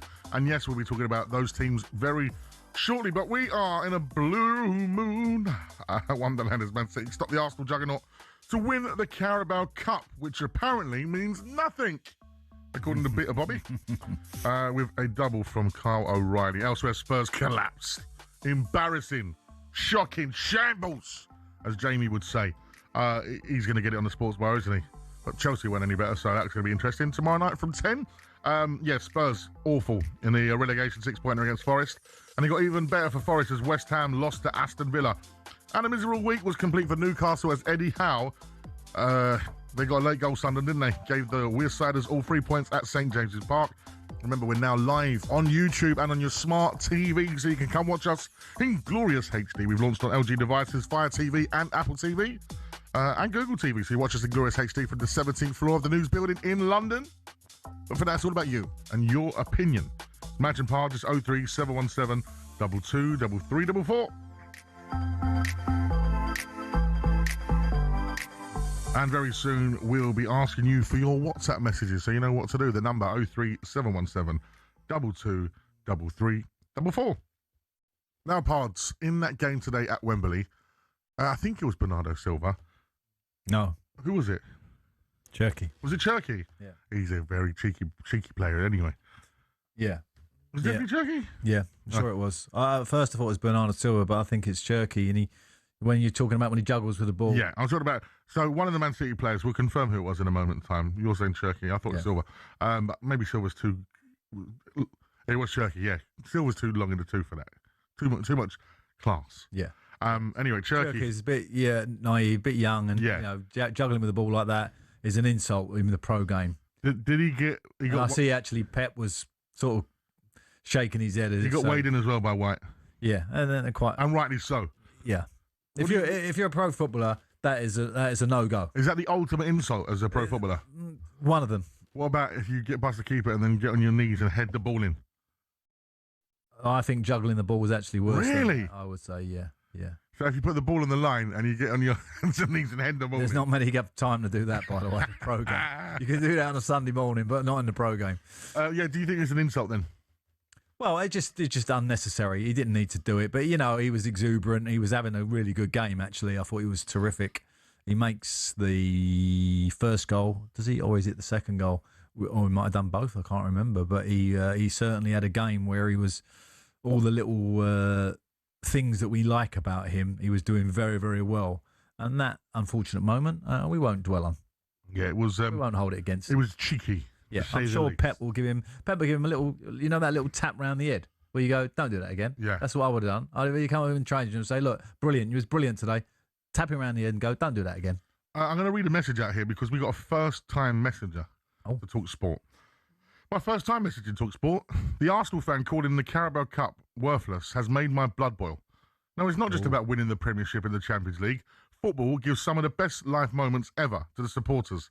And travelling to Wembley to see your team win or lose is an incredible day out and memory. Correct. Us fans spend lots of money supporting our teams through thick and thin, and the highs and lows, and not just through the glory moments. Taking young kids to Wembley for a cup final is something they'll never forget. He showed poor taste and a poor loser coming in saying what he did. Shame on him. Shame on him. Well, there you go. That's from Donna in Paddington. Go on, Donna. Who's a proud and real Chelsea fan through the highs and lows. And she said, P.S. love the show. Do you know what? I was listening to three of my Arsenal friends who were struggling to get tickets, and they were talking about the black market of tickets. It's amazing that still goes on in the, with all the, I don't know, protections that we're meant to have over these situations, doesn't it? I know. The numbers I heard going around were ludicrous. We got the FA Cup, and we got the FA Cup to come. You'd like to think they'd get a handle on it somehow.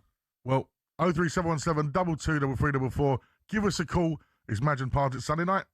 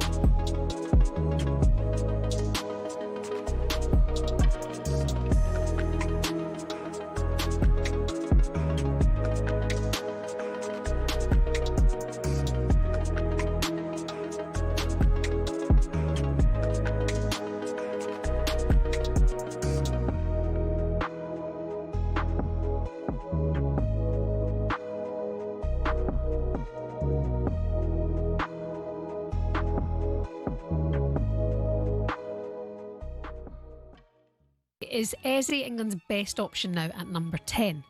Oh, no. I think you've got so many options. I mean, I would say nay at the moment, yeah. For who? Well, you're looking at, there's so many players can play in there, aren't there?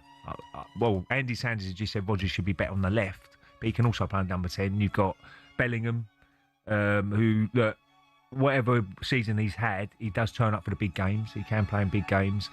Would he be in front of Eze?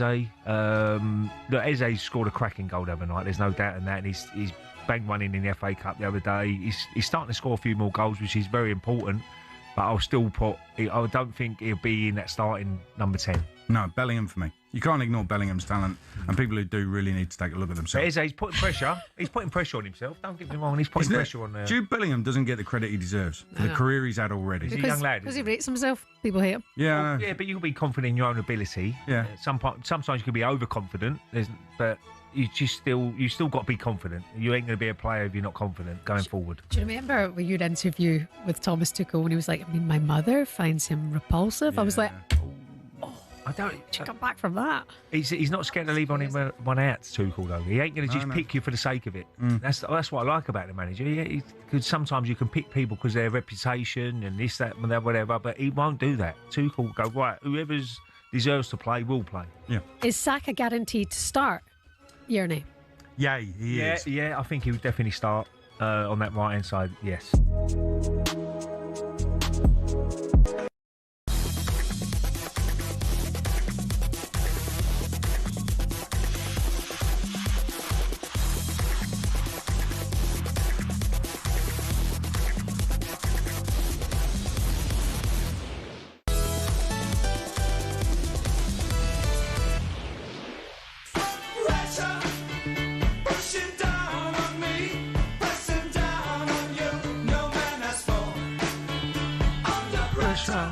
What a tune. Very apt, I thought Arsenal looked under pressure today. Yeah. They played with pressure. No, they're not looked under pressure. They played with pressure. But you know what this is for, don't you? This is for me. Spurs. Relegation pressure. Are we off the cup final and on to league form? We're on to the Premier League today. As of course, the Premier League continued with both West Ham and Spurs losing. Wait, don't forget about the North East, mate. Massive game up there. Sunderland there, getting the win at St James's Park. Let me ask you something. As a former Newcastle United gaffer, yeah, how bad is it to lose to that mob? Trust me, Eddie Howe, batten down the hatches, don't go out the house, go to the training ground, go straight home, do some gardening, get the jet wash out, do a bit of tidying up, go back to training, come home, don't go out, don't go. That's what you got to do. Don't turn anything on because everything will be negative. Year on year, they've gone from winning the Carabao Cup, having that amazing moment that we was talking to them about, and had everyone. It was a highlight of Newcastle for I don't know, a long time. They were there. Years. I think they was in London for about 5 days afterwards, and quite rightly so. So a year on, getting absolutely battered by Barcelona. Well, battered. Very much like the Carabao Cup today. 45 minutes, they did very, very well in Barcelona. Then, wow, it all come apart second half. And Yamal, by the way, wow, that boy's growing into something, isn't he? Right. So, we have been talking about the Carabao Cup where Manchester City, of course, beat Arsenal 2-0. Big shout to Sarah Collins, the big Manchester City fan. Our old boss. Our old gaffer. Who went on to higher things. Did you say higher? Yeah, she's gone to a bigger job.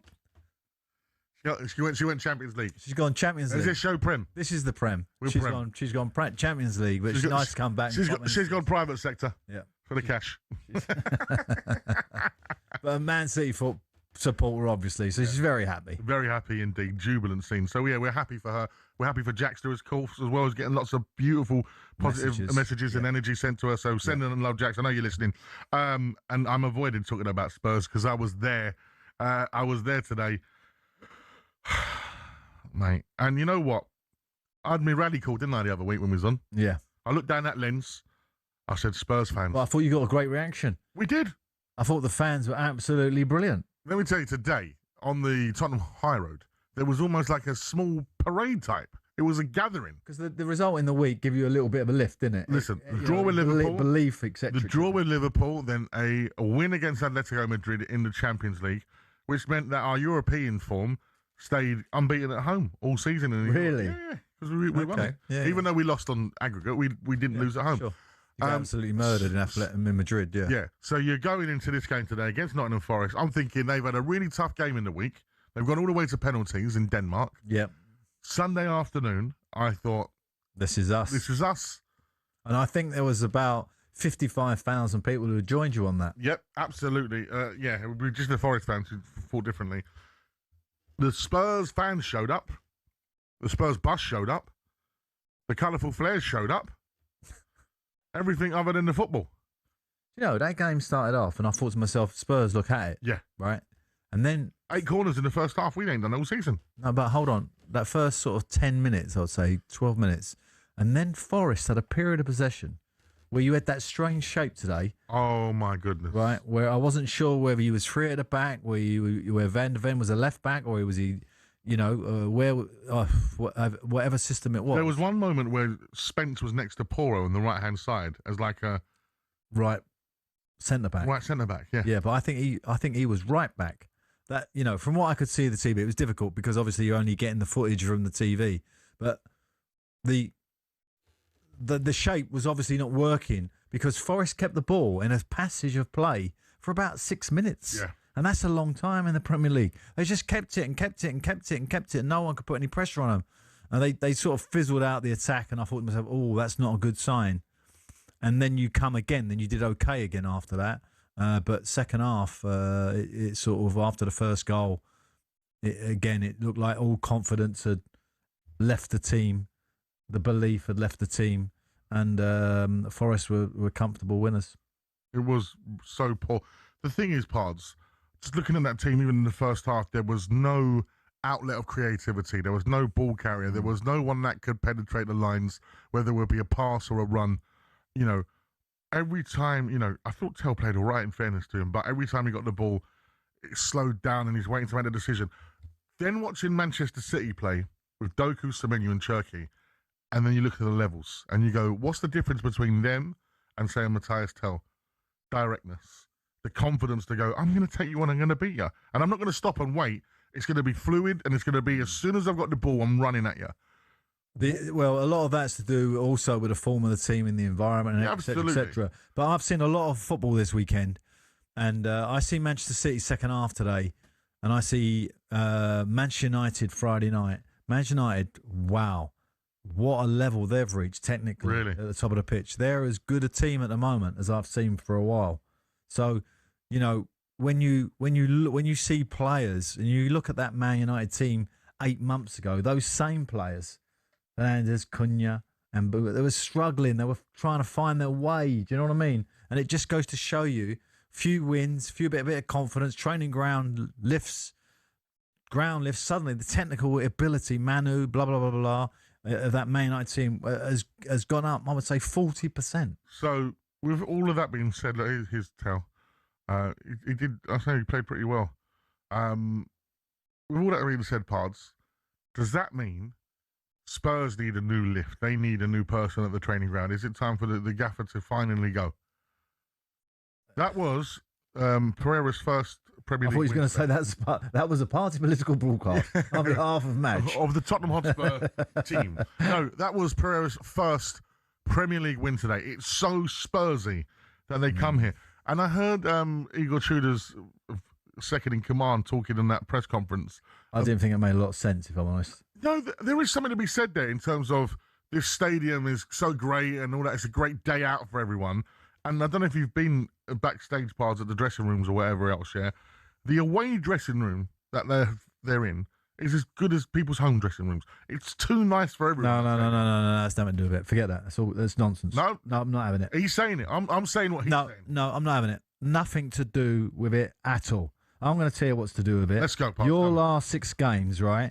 Awful. The relegation. Shambles. The relegation team's last 6 games. This is how it reads. Last Spurs, then Nottingham Forest, then Burnley, then Leeds, then West Ham, and then Wolves. And the reason Wolves are above all of you at this stage in terms of points gained is because there is no pressure on them. Yeah. They know they're down. They're a dangerous team at the minute.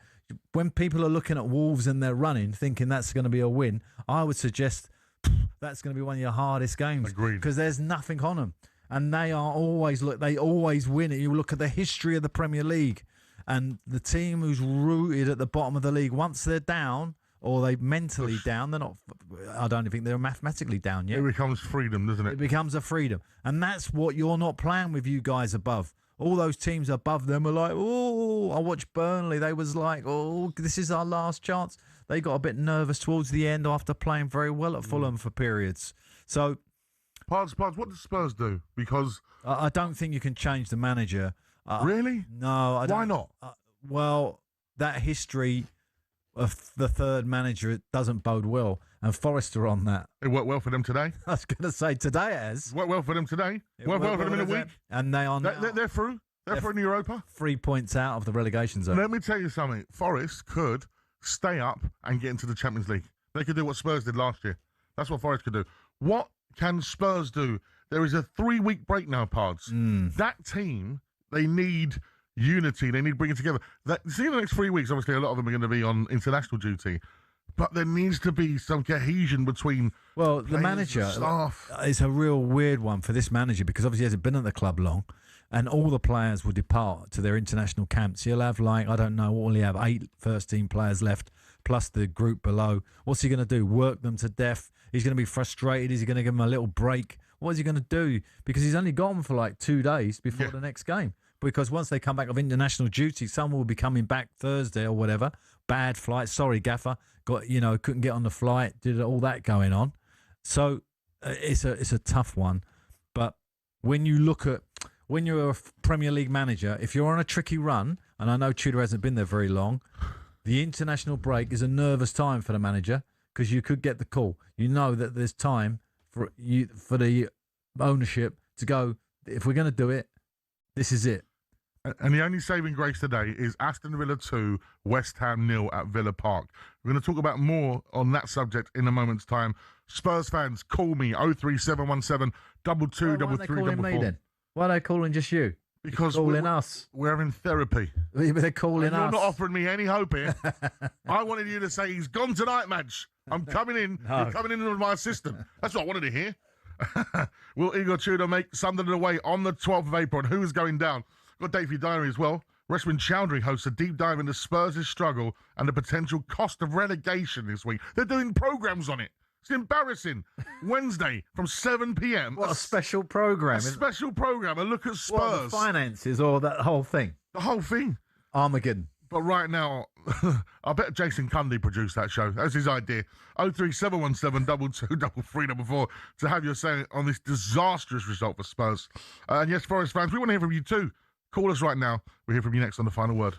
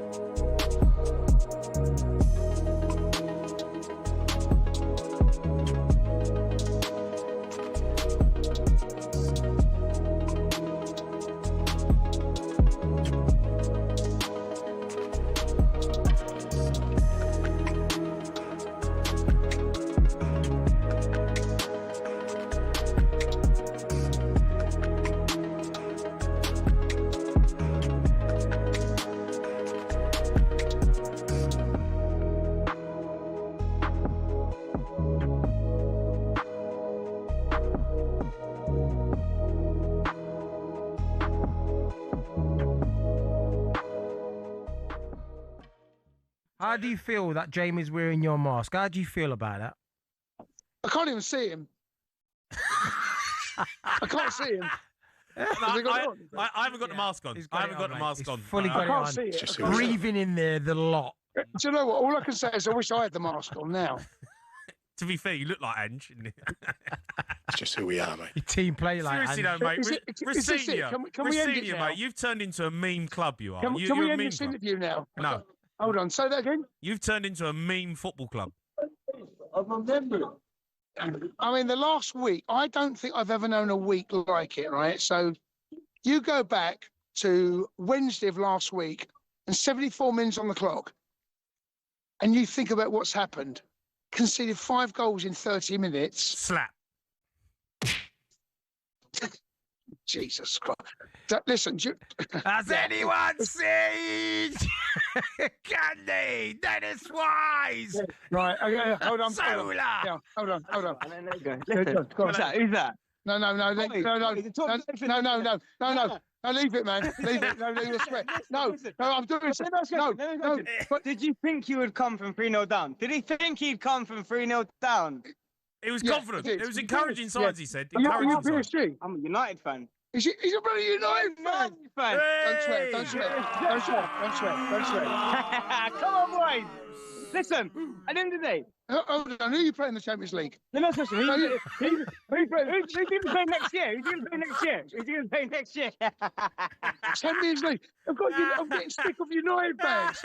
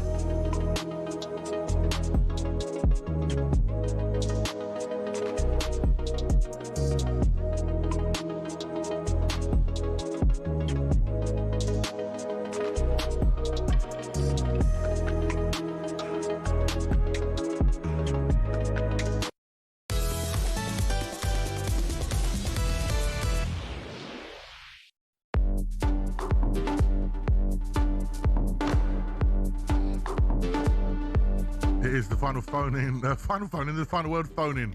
Our final throw in. We've got Manchester City fans invading our studio. Yeah, they're full of it. We've got them travelling home from Wembley to come here and see us. 03717 223344. as Wednesday talkSPORT special. What's going on at Spurs? No one's called me about it. But what are they going to do? Analyse the season? Is it one of those? No, I think they're going to look at the financial implications of if we go down. Just the financials. Yeah. Because, what about the Beyonce? Let me just give the Gorillas part. The Gorillas are playing there. Yeah, I see that all going around the boards. So I was thinking to myself, I was a Spurs fan looking at that, the game's 2-0 and that's going around the edge. I was thinking, yeah, where are our priorities? It's one of them, isn't it? We're not playing for 3 weeks, but I'm at the stadium in a couple of weeks for Tyson Fury. Oh.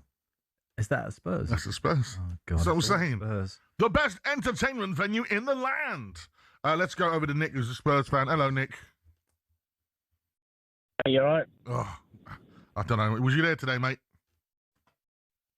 Wasn't. I do normally go, but I refuse to give them any more of my money, to be quite honest. You done? Are you done? Are you completely done with Nick and the money? Hampshire now. I'm born and bred in Tottenham, so for me to drive down to my boys is an expensive day out. Yeah. And I don't see why I should pay that money until Vinay, Charrington and Lange are all at the club because they've absolutely murdered us. But the reason I was calling is I think Tudor has got away with it today. Tell me more. Really talking about how... Nobody's talking about how poor he actually was and his substitutions at half-time.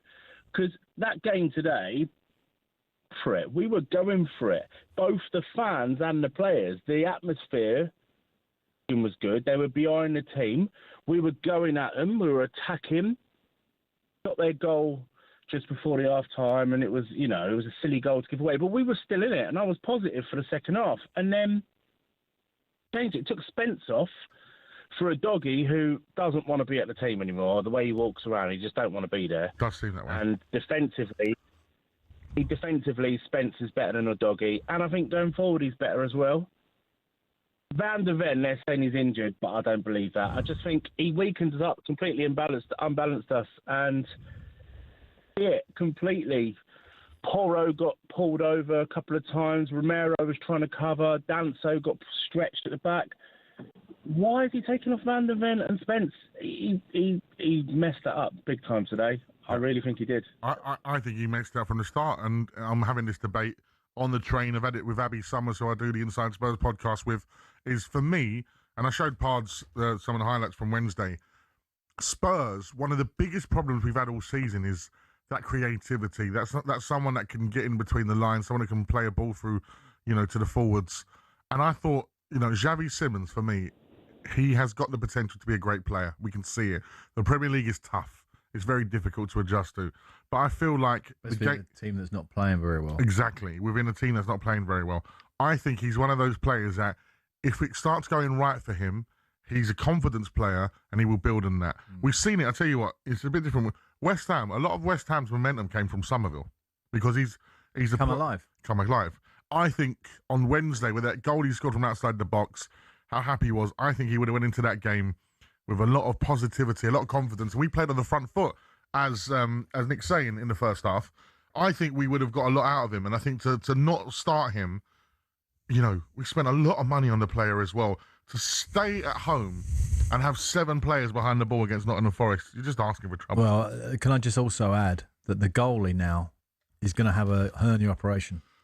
I understand. Yeah, sending them all my well wishes and hoping it obviously recovers well. Yeah, but that injury, trust me, I've heard physios say, "Oh, Gaffer, we're getting back in 3 weeks probably." Never. It's always 5 weeks. And you've got to put Kinski, right? Kinski, who had that awful game. Who had that poor... everybody felt so sorry for him, and then obviously Tudor didn't give him the acknowledgement when he came off the pitch. There's all that to address in this period. And he's going to have to go in goal in the next game, which is... Where is it? Sunderland away. Who got that fantastic victory today, unfortunately, at Newcastle. Yeah. I'm just absolutely bemused. But you know what? I've got to give credit to Forest. I was there, of course, and we're going to have a look at my watch of Spurs in a moment's time, I think. A little video that I've put together. I feel like I'm at school. I've done a little show and tell presentation for you guys. Show and tell. Yeah. But Forest fans were brilliant today singing, and they were great. They were direct. They played well, I thought, and, Dr. Spurs of us, give Pereira his first win. Let's go over to Phil. He's a Forest fan. He was at the game. How are you, Phil? I'm all good, thank you. I just thought I went to Denmark and to see us against Midtjylland win, and then today, and I thought before the two games, I thought this could be a make or break season for us. Mm-hmm. And I just think if I was a Spurs fan, I'd be worried, because I don't think in that game, I think one player what you're definitely missing is a type of who scored our second goal, Morgan Gibbs-White. Yeah. Absolutely cracking player. Do you know what I mean? I'm privileged that he's at our club still. But I think with it, we seem to be back to our old team. Defended doggedly. I think Milenkovic was absolutely solid today. Really seemed to be back in his form. But I thought that, we had a really good game plan. You came at us, which we expected that, at the beginning of that game. Yeah, scored a goal just before half-time, which is always a body blow. But I thought second half we came out a bit more positive, and I think today, the only saving grace I think probably for both teams is that West Ham lost. Yeah, I think that was on the cards though. It was obviously, if you was looking at that win, I wouldn't have expected you to look at the board and see West Ham had won at Aston Villa. That was always going to be tricky, although Villa have been on a bit of a dodgy run. I mean, one player that I want to highlight today, who I thought was tremendous, is the England international Anderson, who obviously got his call up, and in that 11 that is going to be put to one side, that's where he's standing in as at the moment. And that just to go, and he put a performance in today. He's tackling, he's interceptions. I think he's the top interception reader in the Premier League in terms of the numbers. But I thought he was outstanding today. Yeah, there was. And at the end of the day, Spurs Forest, the battle this season reads Spurs 0, Forest 6. We've been well and truly battered by Nottingham Forest. And Morgan Gibbs, right? Yeah, Morgan White. Almost come to. He was very close. We had that whole shenanigans about how did you know about the price, etc., the release clause, and etc. Phil, considering you had that big penalty shootout in Denmark on Thursday night, and it could have been very tiring for not only the players but the Phil fans. as well. What time did you go home, Phil? What time? What was your flight time? Okay, I came back on Saturday morning, so I landed in Manchester for about 12:30. Wow. So time I got 1:30, and then I've been up since 6 o'clock this morning to drive all the way down to London, and I've still got about another hour before I get home. Have you still got a wife? She's still there. Well, I'm not married yet, but I tell you what, she has to plan all my days, all our events around where Nottingham Forest are doing, so it does cause me quite a few headaches during this season. And another away game and another trip abroad, but it's well worth it, because 30 years since we last was in Europe, so it's really great making memories as well. But Phil, can I ask you as an away fan today, because I thought the Forest fans were superb. I was sitting just above them. It wasn't you waving at me, was it, when you went 3-0 up, was it? What is it like going there as an away fan? Because even the assistant coach, the Tudor, said about when teams come to that stadium, it feels like it's a big occasion. Did it feel like a big occasion? There was a lot of stake today anyway. That game was a big game regardless.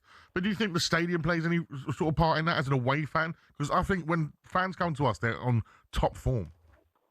I think so, because, we're such a good acoustics in the stadium, isn't there? Yeah. It's a fantastic stadium. It's probably it is the best stadium in the UK. And I think with it's like we knew that, going there, it was going to be loud. And I said to my son, it's like this game is going to be like a cup final. Yeah. There's so much on it. And I didn't think a point each would be good enough for both teams. No, if you know correct. what I mean. But yeah, as a away fan, it's absolutely fantastic. Facilities are brilliant. So it's absolutely brilliant. And it's credit to English football, British football, that stadium. And Yeah, and I think with it, for a away fan as well, it just brings you up a little bit because you look around and thinking, what a great stadium this is. So you want to try and be loud, even though, there's only like 3,000 of us, away fans. But, yeah, I thought with it, your fans was loud and behind the team. Even when we was 2-0 up, your fans were still there. 3-0, it's... it was a tough really one for the difficult to boys get at the end. Phil, great phone call. Thank you very much, and safe journey home. Phil, their Forest fan, he was at the game today. As I said, it's good to get his perspective of coming into that stadium as a fan. You're pumped by it. Like with Newcastle, they throw their away fans so high up in the gantry you can't see anything. Yeah, we look after ours. It's like, please have the best seats in the house. And that's what was wrong with us. Loads to go through. 03717 22 344. We've not even spoke West Ham yet. Still loads to come. Or Newcastle. Or Sunderland. Well, we have a little bit, but more to come. It's the final word on talkSPORT.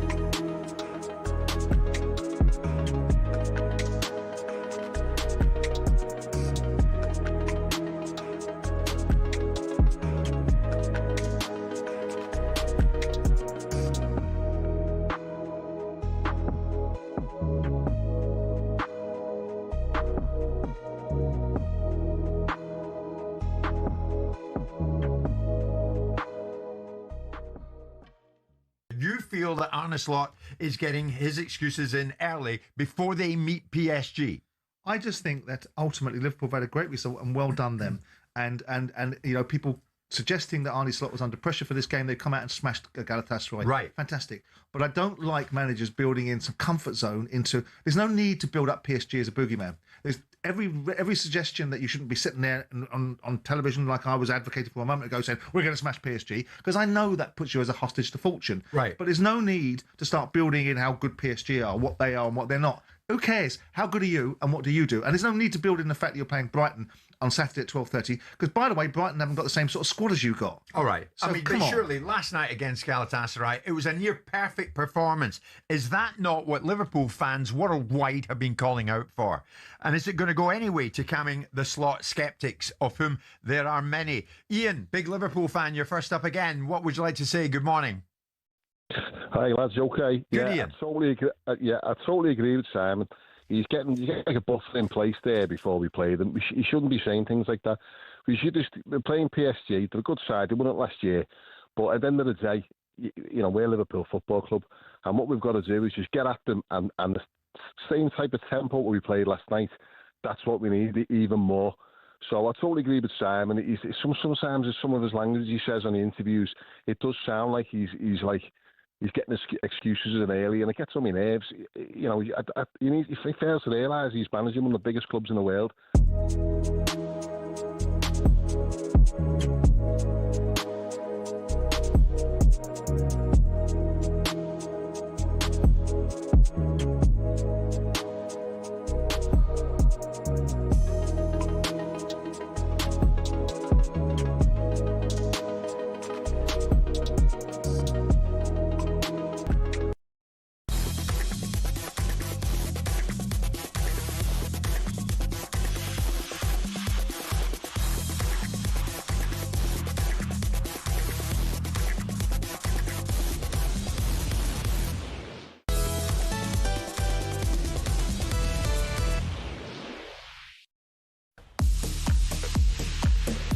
It is the final phone in here, final word phone in on talkSPORT. It's been a long day, Pards. We're going till 10 as well. It's a late one tonight. Past the bedtime. Not just a massive 3 points for Forest, but a huge 6-goal swing in the goal difference, Colin. That's absolutely right. That's from Andrew. He's right there, because it could come down to something like goal difference. You're getting hammered at home there. Minus 10 Spurs, minus 12 Nottingham Forest. Big push there for them. Yep. Before we talk anything Spurs, we ain't spoken about your other club. West Ham. Always tough to go to Aston Villa today. I didn't fancy West Ham. As good a form as they've been in, because Villa have had a few tricky results, and I thought they'd get, at home and a few back. Yeah. McGinn back, and obviously gets the first goal, a great, well-worked free kick. But they've got themselves in a great position, Aston Villa, by the way, with that win. Yeah. They've got themselves right tucked in behind Man United, and now it looks difficult for Liverpool and Chelsea, who look like they have to fight out that 5th place. Yeah, it's giving that top 4, for Villa, that makes great reading, doesn't it? 5 points clear of Liverpool. And Chelsea and Liverpool fighting out for that 5th place, consider how much money they've both spent, is poor. Really bad. Well, you still got that option of winning the Champions League. Well, Liverpool have that option. Yeah. That's it. Yeah. Well, Chelsea don't. No, Chelsea don't. Because they got battered by PSG.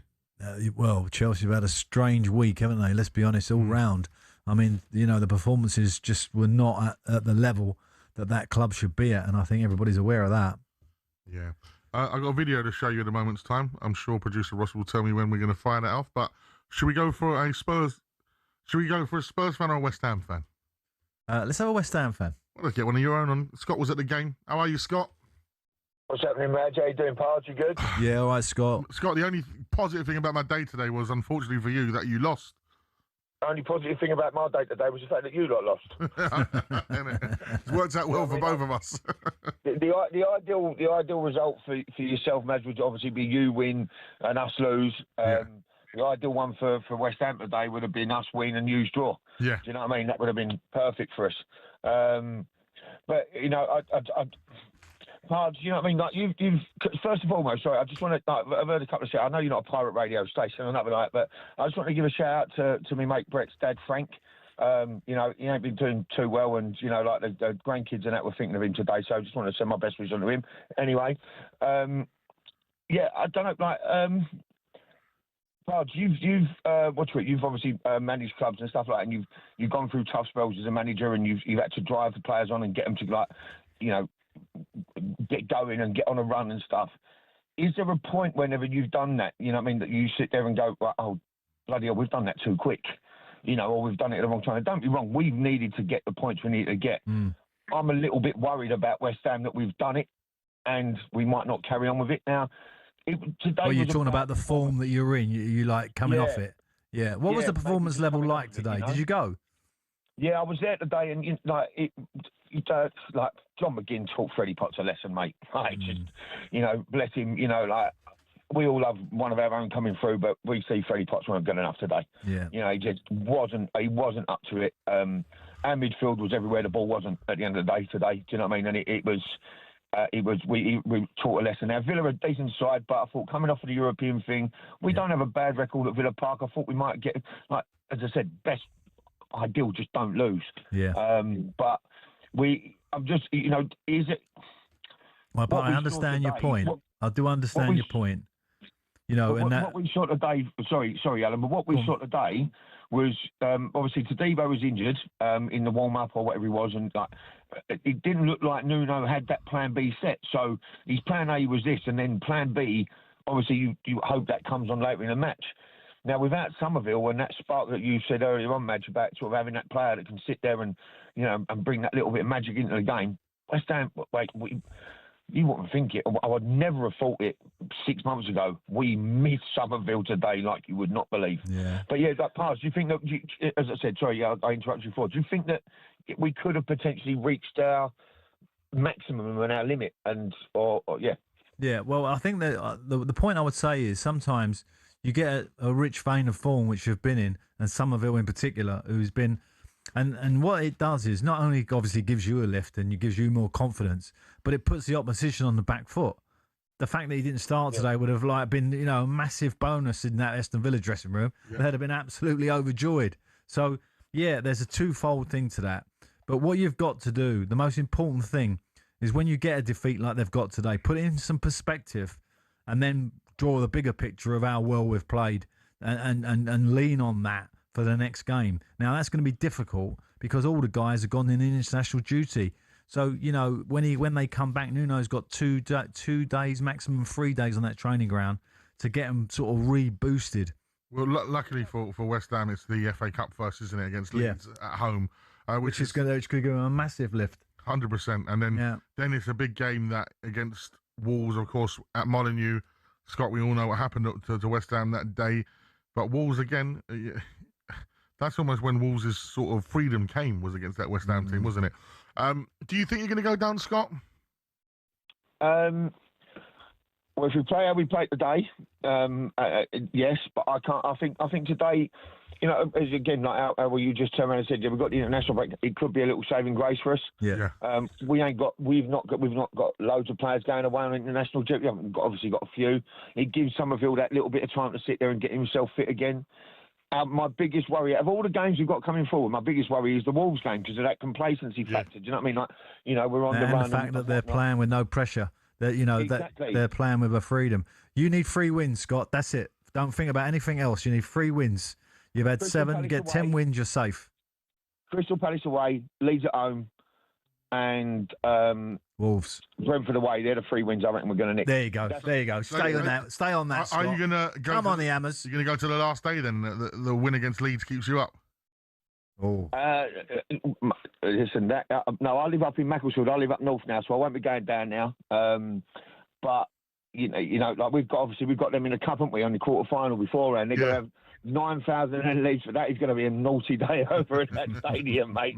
That's going to be bouncing over there. But you know, it could boil down to that. It could boil down to West Ham Leeds on the last game of the season because Leeds are not exactly nicking everything everywhere. But God, and Majestic, mate. I really hope you lot go down. The rest of the country does as well. You sound like my good friend Daniel Dyer. Danny's on it. He's like, I'd love it if they go down. Go down. Yeah, go down. You sounded like him then. Yeah, you know, go down and that. You know. Scott, keep the faith, mate. Keep the faith. Right, thank you, Scott. As Scott mentions, I am, of course, a Tottenham Hotspur fan, and I was. Oh, you'd never have known that. And well, yeah, impartiality goes in front of you. I've had Arsenal fans ring this show and say that I do. That's what I'm saying. I wasn't being sarcastic. Oh, okay. It's good to know. But I was there today. And would you like to hear some of the atmosphere, etc., what went on today? Because I thought I'd do this a little Let's have it. Let's have the cameo. Are we ready to play that video, producer Ross? Okay, this is me at the Spurs Stadium with my good friend Hax. We're about 27 minutes in. Majestic here for talkSPORT. With man like Hax. What do you think so far? Work rate's fantastic, temperament, attitude, just no conviction, nothing scaring Forest. We need Xavi on, mate. We need a ball carrier. We need a ball carrier, whether it be a Xavi Simons or a Bergvall, just to pick up the ball and just excite the crowd and run. Make good runs, find a good pass. Xavi Simons always does, but it's been a good atmosphere over here. But this is the time of the game it gets flat. Right, we're 57 minutes in, Hax. We're finding so many other things to blame. We've just got to blame the squad. They're just giving the ball away. Almost 80 minutes on the clock. We've shown nothing, no threat. It's just so poor, Hax. No fight, no threat, no passion. Are we going down, Hax? We're lucky West Ham are losing to Villa. That can give us that small glimmer of hope. But playing like this, the manager has to go tonight. Tonight, international break. This team needs something else. The club have made so many poor decisions. At least make the right one this time. Get rid of him. Get someone in that likes to go back to basics. Put their arm around the players. That was us there. You didn't get to see the Nottingham Forest limbs when they scored their goals. They got cat out there. Yeah. But the Nottingham Forest fans were fantastic today. Yeah. And they made a big noise. You heard, I just wanted to show how loud the stadium was today with those clips, and you could hear it was. Could hardly the words spoken, but you know it's just. I mean, the last 18 months at that stadium. I don't know. We'll have to get that kind of them stats up. Yeah. The last 2 seasons, the home form has just been incredible. Well, let's go to John because he was at the game today and he can verify that the crowd weren't a problem. Hello, John. Oh, hello, guys. I've called because I care so much, and it's really beginning to damage me and my son. I've been going for 40 years, and first of all, this has been the worst season I can remember. The football's been horrible. I wouldn't leave it on the side of my plate. It's benign. It's negative. I think, firstly, bringing in Frank was a huge mistake. And secondly, not thinking about a replacement before they got rid of him was a mistake. Yeah. I think they jumped into this guy, and quite frankly, I don't think he's got a clue. I think I don't like the formation he plays. No. I don't understand his substitutions, and I don't understand his comments before and after the matches either.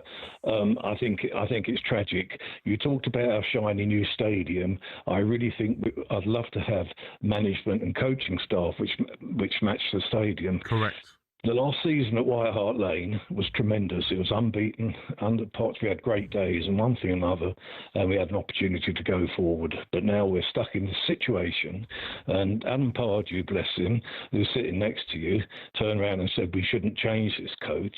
We haven't got any choice but to change him. We've got to bring somebody in for these last 6 or 7 matches who cares about the club, who understands football, understands coaching, and understands the way that we can go forward. That's basically all I have to say. Yeah. It's just very, very frustrating. No, John, if you've been going 40 years, you know what that club's about. And one of the things I would say that Tottenham have always had is like special players, haven't you? You've always had special players over the years.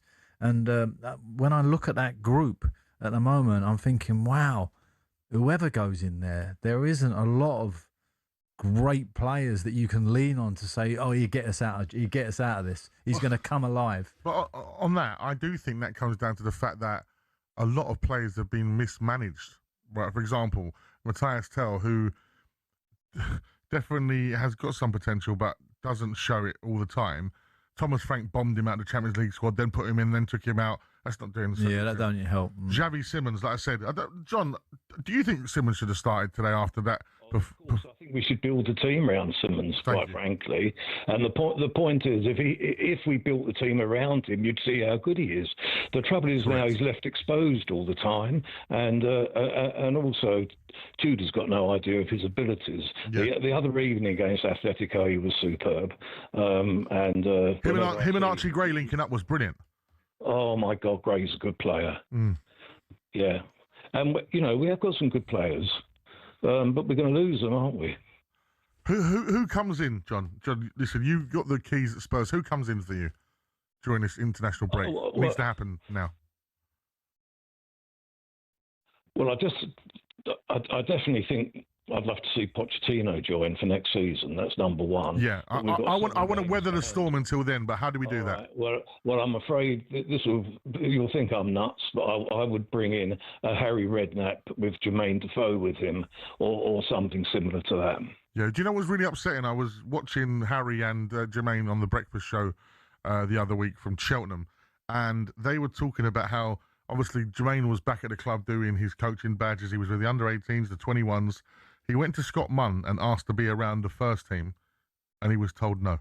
He didn't get the opportunity. By which manager, Ange or? Well, it must have been Ange because Scott Munn was there, wasn't he? Okay. So, how disappointing is that for Jermaine Defoe, a legend of the football club, a legendary striker? You don't usually hear that. I mean, my experience, particularly if I had a senior player like that come to my training ground, he would definitely have been included, and I think most managers would have done that. I'm surprised at that news, but yeah, I think what John is talking about and what you're talking about is if you decided, let's just say in this international break, Spurs went, okay, the Tudor model hasn't worked. You need a temporary manager who's just going to lift the group. Yes. So therefore, you need a manager, not a coaching manager. You need a manager, somebody who's been there, knows the Premier League inside out. Correct. And can give you an instant impact. And therefore, that's the type of manager you're looking at. Someone who's won Manager of the Year before, perhaps. Well, yeah, but it's obvious that when you got Poch maybe coming in the summer, there's not a lot of managers who would want to take that scenario. But there are managers who would take it, Harry Redknapp being one of them, for example, John, just named there. He would welcomely take it to the end of the season, and I'm pretty sure he's got the experience and the knowledge to maybe lift that group just by his presence. I mean, at the moment, as I say, my tendency at the moment will be to stick, but I can understand where Spurs falls. Twist like we did last summer. Let's twist again. We did last night. 03717223344. If you don't laugh, you'll cry. That's the Spurs fan tonight on talkSPORT.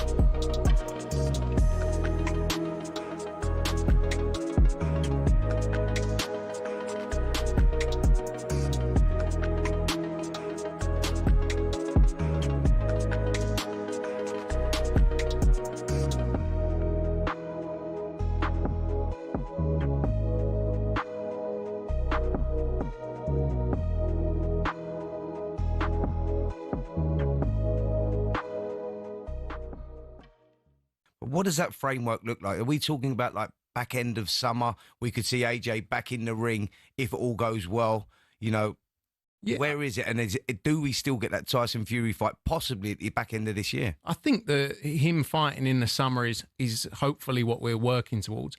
But it's very different him training as he has been and going back into a proper full-on camp. And I think that's what we have to see over the next few weeks, how he gets back into those full camps, those training sessions. The Fury fight is the one everyone wants. We all want it. We're all fans. 2 years, as well. isn't it? I mean, if you think about it, if AJ fights in the summer, it's 2 years. Put Jake Paul to one side, all respect, but it's 2 years since a competitive fight. So there's going to have to be some finessing and ensuring that he can get to the levels that require him to be able to fight someone like Fury. I think the problem we've got, obviously, with Anthony Joshua, and a massive hurdle he has to overcome is this psychological damage that he's got going in there, and that's bigger than the physical battle. That's bigger than the warm-up fights, etc., etc. And that's where none of us are going to be able to give those answers until AJ sort of. Well, I think in part that battle has been embraced by Anthony by saying he wanted to fight. I think most people were expecting him not to. I think people saw him in London post the circumstances in December and felt that there was very little chance that Anthony was psychologically and physically wanting to fight again. That he made that choice himself. So I think he's embraced that battle already. And he's 100% positive that is the case, Frank. He wants to fight again. He wants to fight this year. Yeah, look, it's his life. As I say, it's all he's known and it's all he's focused on for the last 17, 18 years since he went to the Olympics and won the gold medal and then became world champion.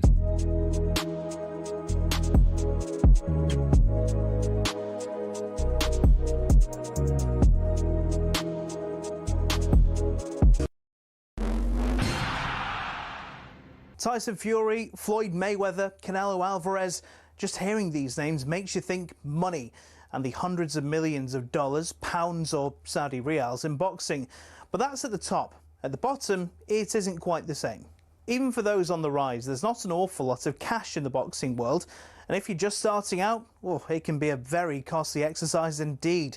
But don't take my word for it. Here's the former European champion, talkSPORT's Spencer Oliver. You're turning professional and you're boxing, let's say, York Hall on a non-televised fight. You have to sell tickets to earn any money, but you have to cover the wages of your opponent as well. So if you don't have the ability to be able to sell enough tickets, you effectively have to pay to fight. A far cry then from Jake Paul facing Mike Tyson in 2024, when the purse was reported to be around £48 million. But the vast amounts of cash lining the top dog's pockets isn't the norm in a typical fight. Let's say you're lucky and you get between 5 and 10 grand. You're going to get 10 grand max for that. 10% goes to the trainer, 25% goes to the manager. Then we've got the tax man to pay as well. So we're cutting that money in at least half. So now you've got 5 grand for a 10-week camp. So you're talking about a guy here earning, he might be clearing 500 quid a week. How do you support a family on that? So boxers chase the dream. And, there's probably 2% of them that actually make it. So say you do make it and you start to rise up the ranks. Strikers Boxing, a training academy, says the mid-tier fighters can earn more, somewhere between £10,000 and £50,000 a fight, depending on record, profile, opponent and popularity of weight class. It's only at the top level does the real cash start flowing in, with the top-tier professionals, i.e. those going for titles, earning 6 figures a fight. Something else you'll have heard of is the terms prize fighter or journeyman.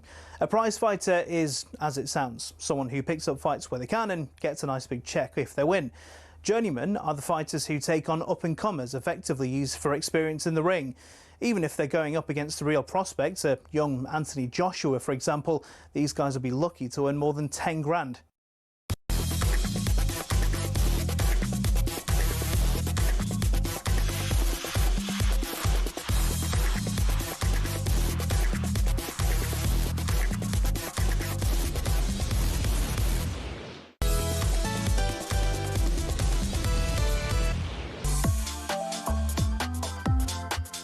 Welcome to the final word phone-in here on talkSPORT with me, Majestic, alongside the former Luke Garcia, Nathan Boss, Alan Pardew.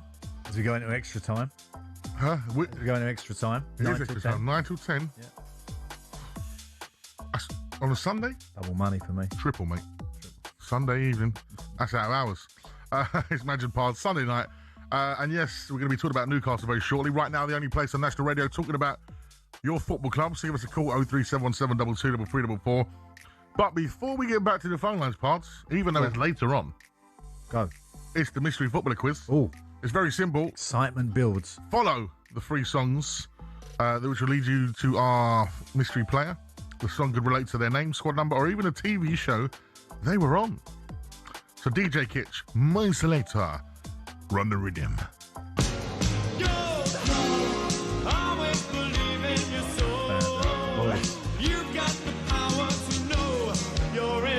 Spandau Ballet, Gold. Of course, Tony Hadley, the lead singer. I've not heard this in ages. Coldplay, Speed of Sound. Oh. Now this is my kind of tune. Sister Sledge, Greatest Dancer. So, the 3 records there. Spandau Ballet, of course, lead singer's name is... Tony Hadley. Tony Hadley. And its song is Gold. Yes. There's a few clues in there. Right. Song 2 is Coldplay, Speed of Sound. Chris Martin apparently supports the team, this mystery football player. Yeah, might have something to do with it. And Sister Sledge, Greatest Dancer, referring to dance moves and possible TV shows. No, it's not me. Would you ever do Strictly? Strictly? No, not on my age. Because everyone who's sort of, over 55 on there, they just look stiff and awkward. I've not really seen anyone with any agility. Your agility gone. I know that, 'cause on the golf course, I've stumbled. Once I stumble, that's me, I'm going over. Where when I was younger, you stumble, you can correct it. Yeah. What about me and you on Celebrity Traitors? I'll be good at traitors. Yeah. Poker face. Not only a poker face, obviously you've got to tell, when you're telling players, you've got to tell them little porkies sometimes in the nicest possible way to protect them. If you think you know that mystery footballer, text us on 81089. You can WhatsApp us for free on 03717 22 3344. Right, it's now time to turn our attention to the North East nightmare for Eddie Howe as Newcastle and Sunderland completed their Premier League double. Just for Eddie Howe, by the way. It's for everyone involved in Newcastle, not just Eddie Howe. Yeah, so Sunderland completed the Premier League double in their first return to the Premier League in however long, in the Tyne-Wear derby for a last-minute goal by Brian Brobbery. Doesn't that sound like something Brian Badonde would say? Brian Brobbery. Hello, Brian Brobbery. Let me say about him what he does, right? He does something that I've not seen for a long while in the Premier League. And what he does is, pinning the centre-back. Do you know what that means? So Mark Hughes would be an example of that, and Shola Amiobi, who I had at Newcastle. Player, by the way. The ball's coming into you, and you just do not you're so strong, you don't let the centre half get himself in a position where he's getting you in a position so he can head it. You are getting him in a position where he can't head it because you're backing into him with your power, and you can take the ball into feet. Yeah. Then you can roll people, you can set people. Wow, he did that really well today, and he got a goal. Absolutely. What would Eddie Howe be feeling like tonight, Pards? I just can't imagine how dark it is, because you have the build-up to it is every person you meet, in every kind of walk of life where you're putting petrol in your car, anything, they all talking about the derby. Are we going to win at the weekend, Eddie? What are you going to do? You're great. You'll win. And all the radio, all the media, all the questions. And then, of course, if you lose it, then that all comes tumbling down onto a massive, massive negative. And unfortunately, going into the international break, that's a big, bitter pill for him and his staff. They're going to have to wear that. And the Sunderland, of course, it's the other end of the coin, the other end of the stick in terms of, complete happiness, go on their little break. The manager can go and sit himself down on a nice Italian beach and have a nice cocktail. They're above Newcastle on the table. I know, I see that. They're staying up in the Premier League. It's a tough old year for Newcastle, but that, I have to defend him because I know when I was there with a much lesser budget, by the way, and a much less squad, when we went into Europe, we had a really difficult season. He's having the same kind of season at the level that his finances are at. In terms of the impact of the Champions League. Isn't this a recurring theme in Newcastle that they do well, they get in the Champions League, they get in there, then that season they suffer a little bit, and then it go again? Well, the financial rules obviously restricted the ownership there from really kind of backing that team. And unfortunately, if they had taken over when Manchester City got taken over, for example, you'd think that Newcastle would be in that top 4 or 5 most seasons. And unfortunately, it's very difficult for them to break it. I say this, slightly guarded because Aston Villa are doing it. They are doing it now. They're still, battling away in Europe, and they're right up there. So, there is a counter argument to it. That's some great recruitment from Villa. Yeah, and the big striker didn't play today. Wissa didn't play today. The 2 big signings are starting to have an impact in a negative way. What they've done in the summer, the boys they've brought in hasn't really taken the team forward. No. It's still the same players, Tonali, Gamares, and all that, who are leading the charge there. And I think that's a bit of a worry for all Newcastle fans everywhere. 12 wins this year, but 13 defeats in the league. Crazy, isn't it? Loads of lovely messages still coming in for the one and only Jackster. I thought I'd read this one because this just sums up our talkSPORT listeners and how wonderful they are. Hi, guys. Great show as always. As a United fan, I have very little time for the Jackster, if any at all. But as a human being, I wish her well in her fight for her health. I've survived bowel cancer, 19 years and counting. My wife is under treatment as I type for breast cancer. Stay strong, girl. Dig in and fight. You need at least one more season watching your team. Hang tough. Get well. That's from Andy, the Man United fan. That's lovely to hear, isn't it? Yeah, and, I think all families unfortunately have to suffer that horrible lettuce, that C word, and I've certainly had it in my family. It's a tough old gig, that. So we send our love to Jackie and her family. And of course, our magnificent colleague here at talkSPORT, Danny Kelly. Yeah, he's going to follow us tonight, isn't he? He's following us tonight. Danny Kelly, who for me is one of the best broadcasters in the game, full stop, and fellow Spurs fan, announced his cancer diagnosis on the show. I heard our fellow person we love just up the road here, Chris Evans, done a really lovely tribute to him on Virgin Radio actually in the week. It was very nice of Chris, I thought, and really spoke very highly of him. Yeah, and of course to Danny, we offer our support, our well wishes, and Correct. our love. I've got him a hot cross bun. And you got him a hot cross bun? A buttered hot cross bun. I'm sure his doctor will let him have that. I'm sure he will love that after the 3-0 battering his Spurs received at Tottenham today. Yeah. It's just sending love to everyone today. There's been a nice outpouring of love from everyone today. This is why I love our show. It's very wholesome. And because we are wholesome, and it's a Sunday, and so much has happened today, it means one thing and one thing only, Kitch. On your WhatsApp is a very special place you can speak to Pardew. WhatsApp, baby. Send us your WhatsApp, baby. WhatsApp, baby, WhatsApp. Final word. WhatsApp, baby, WhatsApp. The WhatsApp number is 03717223344. My very best B-52 impression with Hedara there. That's right, the WhatsApps are back. So it's very simple, guys and girls listening right now. This is free to do. It's not going to cost you a penny. If you have WhatsApp, and I've got the WhatsApp in front of us right now, so I can see instantly as they come through. All you need to do is go onto your phone, add us on 03717 223344, add us as talkSPORT. We'll come up on your WhatsApp, and just send us a voice note about anything to do with today. You want to send a well wish to someone, including Danny Kelly, etc., and Jackster. You want to talk about football today or something completely left field, as long as it's suitable for radio. Please send us a WhatsApp voice note right now. This is your chance to be heard on the world's biggest sports station in talkSPORT and to come through to Imagine Parts. As I said, it's a special old place where we can get together, Parts. And just to spur some people on, just for example, next season, we could have Arsenal v Coventry. We could have. Yeah. And we could have Spurs v Lincoln. We could have Spurs v Lincoln. So I thought, I'll just throw that out there. See if we get any comments. He's thrown it amongst the pigeons. Right, so it's as simple as that. 03 717 223344. We want to hear from you on those WhatsApps. We're having a short pause, and during that pause, I want to see my screen fill up with you amazing people on a Sunday night. It's Imagine Pards. Send us your WhatsApp, baby.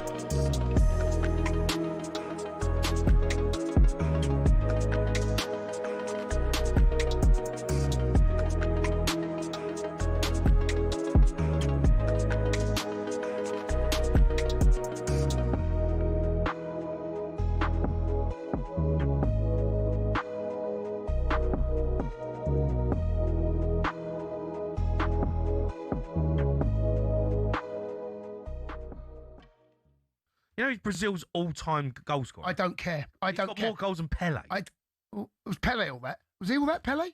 Would Pele get in to Arsenal's team now? Hold on. What do you mean? Would Pele get in Arsenal's team now? Would he get ahead of Martinelli? Well, you don't think Pele's any good? I never saw it. I mean, all I've seen is you're not having him better. You don't think he's better than Gyökeres? I don't know whether Pele was as good as everyone said. He won 3 World Cups. I know, but that was back then, wasn't it? What do you mean? I know.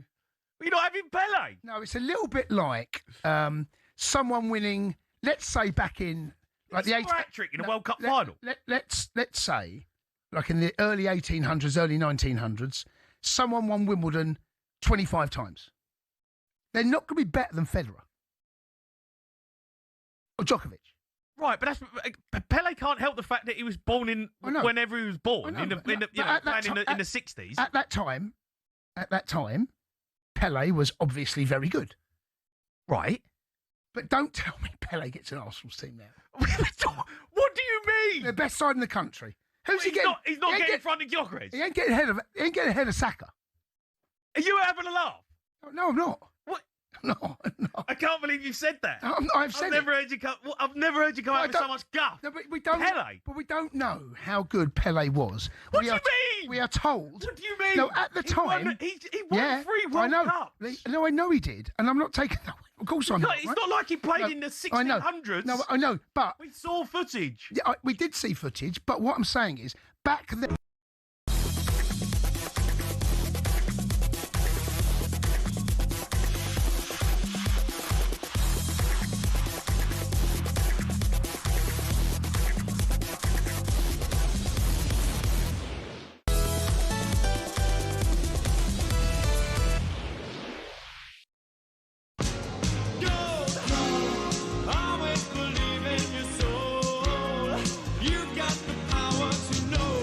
You're indestructible. Always believing. Carlton Cole.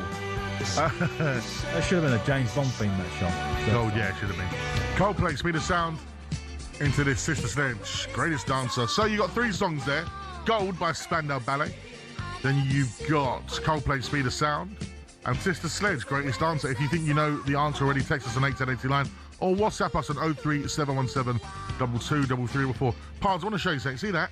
That's WhatsApp voice notes coming in. Lovely. Can we give them a round of applause? Yes, well done. Sunday night. Always nice to have a response at 9:20. So we don't usually work at this time. Exactly. It's wonderful. And if you are the Trans Euro Express listener, don't forget Danny will be on at 10 p.m. for all your European football roundup. Speaking of European football, mate, see Harry Kane's goal the other day, the footwork. Yeah, well, Harry's gone to a next level. Harry looks like in absolutely super form. Going to a World Cup. World Cup. I see Thomas was talking about him when he's saying might need a rest, which probably he does before then. So let's hope he gets some. Are we going back to the calls then? 03717 223344. The phone lines are open, just like that. Like it. They are open indeed, and we're going to hear from you next on talkSPORT. Let's go over to Gabby, the Arsenal fan. How are we, Gabs? Well, I haven't spoke to you, my pedigree chum, since you disappeared over to the other side of the pond, mate. And I sat in your end, mate, and I was very, very gluttonous, and I was very, very happy. But today, I've had a bit of my karma, my friend. Oh, well, what went wrong, Gabs? Well, what went wrong? I got there far too early, and 2 hours, and then I just watched them, and I don't know, something didn't feel right today, and first half, I sat there and thought, oh, I think it's got 0-0 written all over it. Nothing really was happening. In the second half, it was like Darth Vader said to young Luke Skywalker, I am your father, I am your governor, and young Mikel Arteta, you are not Jedi. a wise one. Yeah. And what I did notice, I was up in the Gods guys in the Man City end, and what I noticed, I said to the lad next to me, who's also a gooner, I said, I think he's switching. He's switching Doku and Semenyo. He's getting them to switch. Yeah. And I just think it's something I've wanted Arsenal to do for a long time. I wanted Mikel to say, right, just switch them up. Yeah, mix Do it up. some switching. Do you know what? If when I go back 10, 15 years, that was a regular thing that happened. Yeah. You would switch wingers just to get a little flavour of the other fullback, just see how he got on, and then you'd switch him back again. Exactly what he did today. So it wasn't like some sort of new tactic. Absolutely one of the oldest classic. Oldest trick in the book, that one. The oldest trick in the book. Oldest game in the world, it is, football. Anyway. Game with 2 holes, jump off the goalposts. But they're wide players. If you compare their wide players to Spurs wide players, that's probably the big difference in the game. We didn't. We haven't been seeing that though, Alan, have we? Let's be honest. I mean, even Pep hasn't been doing it at City, and today it sat there for him. But yeah, I listened. It's full hats off to City. If we're going to lose one final, I'd rather it be today. This one, yeah. And concentrate on getting that league over the line. Cost me 300 notes today, and I do have a little bit of a sour end to it, to be fair, because there was a couple of City fans, and one of them were not very nice to a couple of fans in front of them, thinking they were Arsenal, and they weren't. And I had to kind of, you'd laugh, the pair of you. I put on my glasses and make out I was undercover old Bill, and told the geezer if he carried on being horrible, I was going to have to nick him. Well done, sir. Improvisation. It wasn't having. It was a man and his son, and they were. They were just nice people. Do you know what I mean? And I just sat there and I thought that was disgusting to have that. And I just thought, you know when people are carrying on like that in the football stadium, I think we're at an age in life now as people and as thinking we don't have to be acting like animals and thugs inside a football stadium, especially bullying a man and his son. It's not on really. A bit sour, as you said, but well done for standing up and. Because no point, sometimes I think we do have a gloss over stuff that goes on at football grounds. Everyone gets a bit emotional. Yeah, there was a racial incident up at the Newcastle game Shocking, today. Man. So, it's still going on. We still got to keep tabs of it. And still keep calling it out. Well done on the old detective jobby. Well done. Although we do not advise anyone pretend to be a police officer. No, that's probably something we shouldn't endorse. We do not endorse that whatsoever. Well done, Matt. Just as little asterisks. Yes. Let's go to Matt, the Spurs fan. Is it my Matt? Hello, mate. How you doing? Hello, Matt. Hello, mate. Hello, mate. How are you feeling? Oh, jeez, man. I'm wishing it was like the 80s and 90s again, where we just always ended up 11th. Yeah. To me, yeah, that was we basically like Diners Club booked 11th and 12th for about 15 years, as I remember. And that'd do right now. I don't know what's going on with the people were talking about who we bring in. Tim Sherwood. I mean, is he knocking about? Is he still interested? He keeps talking about it, and you know what? He was talking to some of the Arsenal fan TV crew the other day about who he would play and where. And I like the idea of his team. His team was expansive. It was attacking. He goes, at least when you play a team like that, you say to the Spurs fans, we're going to have a go. Well, I remember Sherwood playing. He was a quality player for us. He had strength. He had a decent amount of skill. He got about the pitch, and he took over for a little bit and didn't do a bad job. I like the guy. I'll tell you what, Matt. If people forget this, he got a tune out of Adebayor, right? And Adebayor's quite a temperamental character, isn't he? Have you dealt with him? I managed Adebayor. Of course, you did at Palace.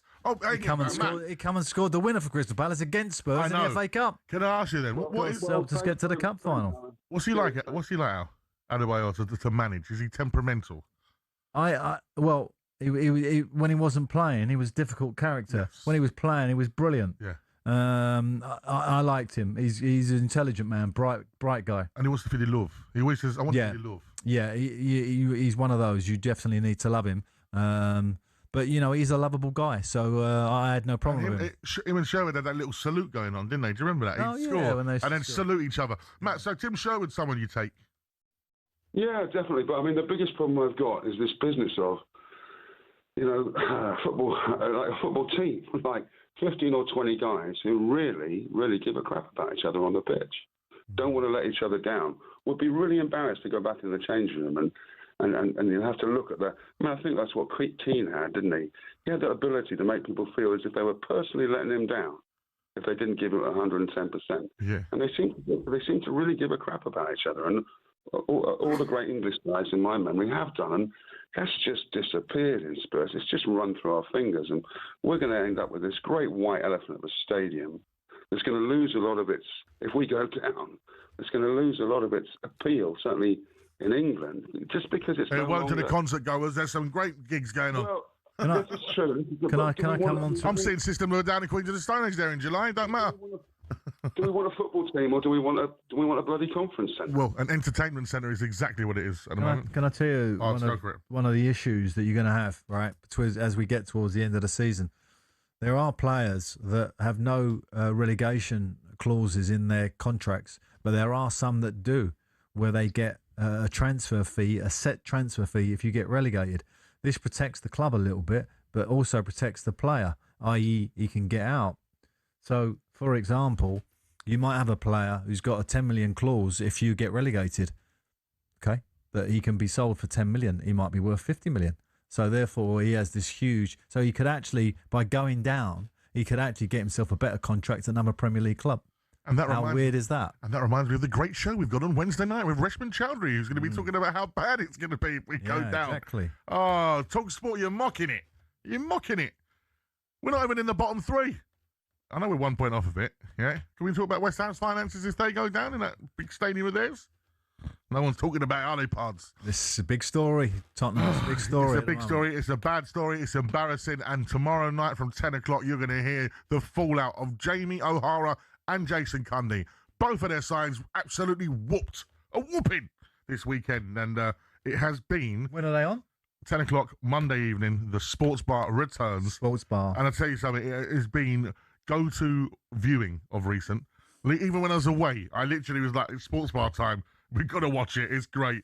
Has anybody seen who's got out of hand?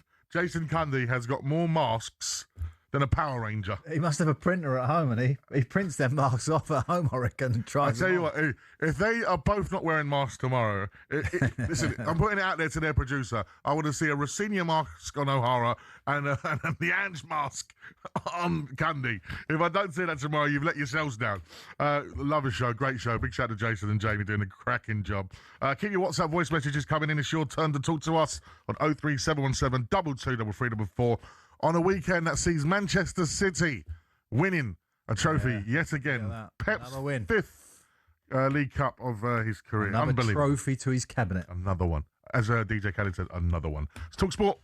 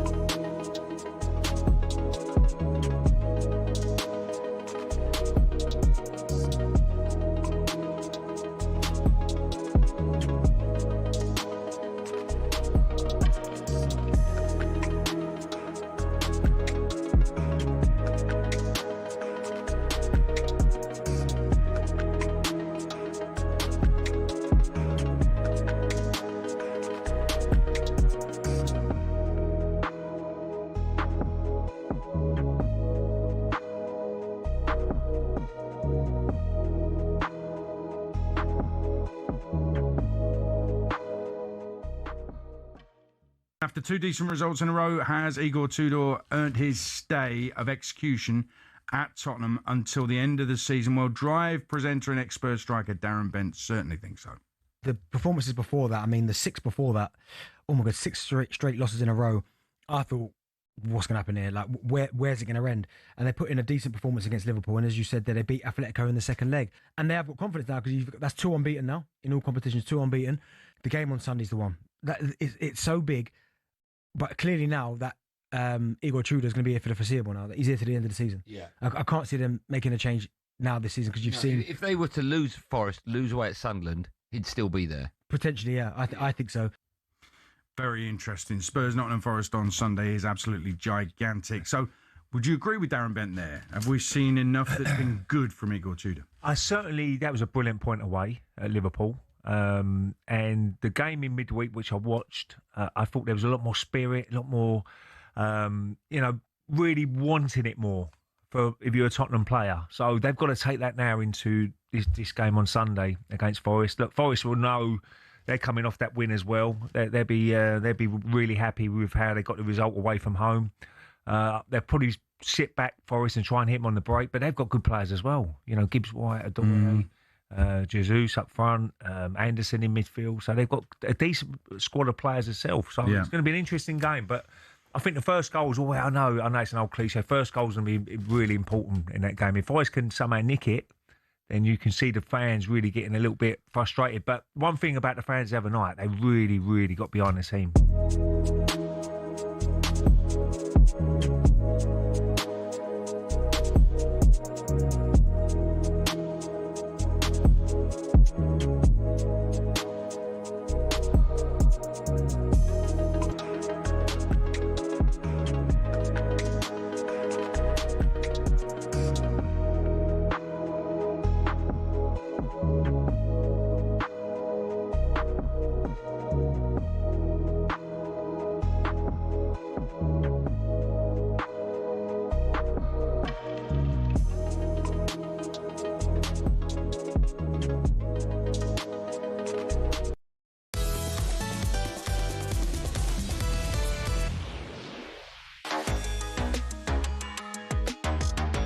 Willkommen to das Final Phonian. That's not the Trans-Euro Express yet. Welcome to the Final Word Phone here on talkSPORT. Me, Majestic. Berlin nightclub for a second there. Das ist super. We are here until 10 p.m. tonight, the later time, because of the Carabao Cup Final. That's all. Manchester City beat Arsenal 2-0, but we're going to rewind it all now and go back to the weekend's games in the Premier League. That's right. We're looking at what happened in the Premier League this weekend. Let's start with 2 under-pressure managers, starting with Chelsea, who got absolutely battered by Everton this weekend. Everton 3, Chelsea 0. A better double, one which was a Robert Sanchez shocker. That's a mouthful. And Njai's superb strike sends Everton to within 3 points of 5th place Liverpool. Wow, what? When I say to people about Pochettino coming back to Spurs, I go, David Moyes at Everton. That's what I say. And you know what? David Moyes is the Everton manager. You know when someone just suits a club? Yeah. He is the Everton gaffer. No, right? I agree with that. And obviously he worked at Preston before. It wasn't far away. He's always been there, in and around that. I know he's been bouncing around London, etc., etc. But I think Everton is. But the one tribute that I would pay, that when I was watching it, it reminded me of one of those great Everton sides at Goodison. Yeah. The speed of closing down, the crowd, the aggression, the whole kind of feel of it was like Goodison in its heyday. And I can't give them a greater tribute than that, because it's hard to replicate that at a new stadium. And Chelsea, wow, when you look at the normal criticisms you can throw at Chelsea, the lack of experience, lack of leadership maybe on the pitch, was very, very relevant. In that game, they looked leaderless, and they looked almost like they were didn't know each other at times. It was a bizarre performance. Yeah, and they were well beat. They were well beat indeed, and that is Chelsea's 4th loss in a row in all competitions. That doesn't bode well for the new manager, does it? Well, the PSG games. They dealt with them in the World Club Championship, and everyone thought, "Wow, is this going to be, the new dawn of Chelsea?" And PSG went, "No, we're the new dawn, very much." And I still make them favourites, PSG, for the Champions League from what I see in the week. So they are turning it on again, aren't they? Yeah, and they're all the French. When you look at it, we obviously had the England internationals this week, announced the 35 names, whatever it was. When you look at France's squad, wow, I think it's better than ours. They're the team to beat. Absolutely, indeed. And as I said, David Moyes' Everton, what a season they're having. Yeah, they're right in there now, aren't they? And for Europe, got a great opportunity. And, when you look at their league position, I know it's really, really tight. You can go all the way down to Bournemouth. Obviously I was at that game. And if they'd have won, I think they would have gone 7th, but they're now 13th. So it's 3 points can take you up about 4 or 5 places at the moment. It's an incredible league. So we'll see how that all pans out. Absolutely, but you got to say Everton are really finishing the season strong, aren't they? And Dye is when you look at Fernandes at United, Gabriel. And Dye at Everton, I think he's in that group of players where you're considering player of the season. That's how good he is. He has been that good. Yeah. Fair play to David Moyes and Everton. Brighton 2, Liverpool 1. It doesn't get any better for Liverpool, does it? But Danny Welbeck, double, a brace as Liverpool lose for the 10th time in the Premier League this season. I've always loved that term, roll back the years. Yeah. You roll back the years. He has rolled back the years, Danny Welbeck. He's been superb this season. Which begs the question, is he up for an England call? Well, I still think that Calvin Lewis, who hasn't scored for about 5 or 6 games, for me is still the one. The reason I say I think he's still the one to take to back up Harry Kane, because I think all round his technical game, but he gives us another option in the air. There's no one better than him in the air. Danny Welbeck is not at the same level in the air, I don't think, as Calvin Lewis. So I still think Calvin Lewin is the favourite. But Welbeck isn't knocking on the door. He keeps knocking on the door. And that's all you can do as a footballer. And who knows? Harry Kane could well get injured, couldn't he? Mm-hmm. And then Danny Welbeck, I'm pretty sure, will get a nod. Yeah, and I think he's been absolutely superb and he deserves it. Your team, the team you actually support, Fulham. Strange game. It was a strange game. It looked sticky at one situation, didn't it? But Fulham ended up 3 goals to the good at Burnley's 1. And, of course, Raul Jimenez scores the 3rd Fulham goal and pays tribute to his late father. A reminder that some things are far bigger than football. Of course, our condolences to all of the Jimenez family. You could see how emotional he was in the celebrations and, But Raul's, he had that terrible injury, didn't he, when he was on the verge of the move to Man City. He was going from Wolves to Manchester City in a massive move. He was, it was like the height of his career, and he had that terrible, terrible injury.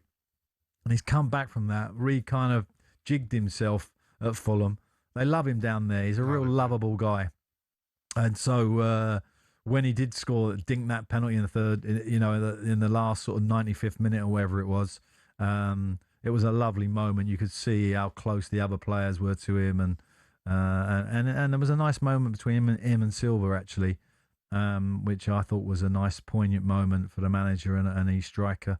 So that was nice. But Harry Wilson, just want to touch on him because what a season he's had. His 10th goal, or maybe his 11th goal. Something like, I don't know, it must be like 18 points he's won Fulham. Like, he keeps getting winning goals. Like yesterday, it wasn't the winning goal, but the second goal was probably the winning goal because they didn't look like coming back from it at Burnley. Great goal. Opened the goal up to him with that left foot, and you are asking for trouble. Let me tell you, any defender who's out there, who's listening in the Premier League, do not let Harry get on his left foot. Nice. There you go. Tip for you. This is why the Premier League for me right now is why your Fulhams, are doing so well. Everton's, Palace, etc. There's so many good players throughout the league. Yeah. They're not just at 1, 2, 3, 4, 5, 6 clubs. They're across the league. They all carry 2 or 3 great players. Yeah. I mean, I was at Birmingham for Friday night, and that croupier come on.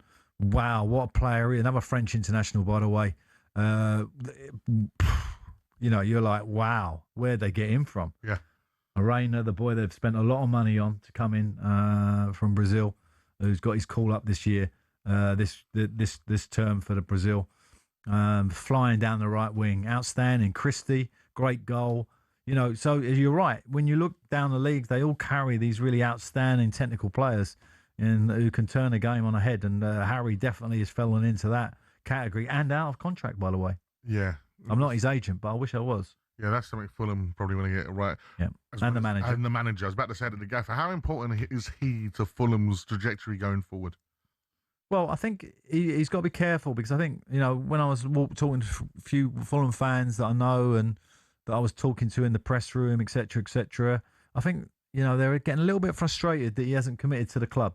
You know, when you feel like, because it's always a twofold thing with a football manager. We've given you the opportunity. You've come here. You've done well. We've backed you. We've given you the players. Now reward us. Yeah. The manager's point of view is I've done brilliant for you, and now my options are open.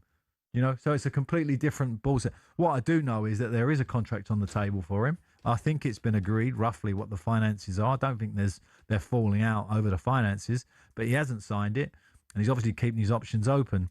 But he has got a history of that, Silva, and I think he will keep his options open all the way to the end. But it's slightly disturbing for the players. Probably, you could say slightly unsettling. You know, Crookie, being Crookie because he's our chief correspondent and a bright person, was sort of, you know, instigating to me, is it affecting the team because they were that bad in the first half? Yeah. Burnley, you know, were really good for 60 minutes. I don't think that is the case, but, you know, it's something that you want to get resolved as quick as you can. Yeah. Right, still to come before we pass the baton to the brilliant Danny Kelly on the Trans-Europe Express. We will reveal who our mystery footballer is. And we got the WhatsApp voice notes. We got loads to come still. Lovely. And we're cramming it in before 10 p.m. It's past our bedtime on talkSPORT.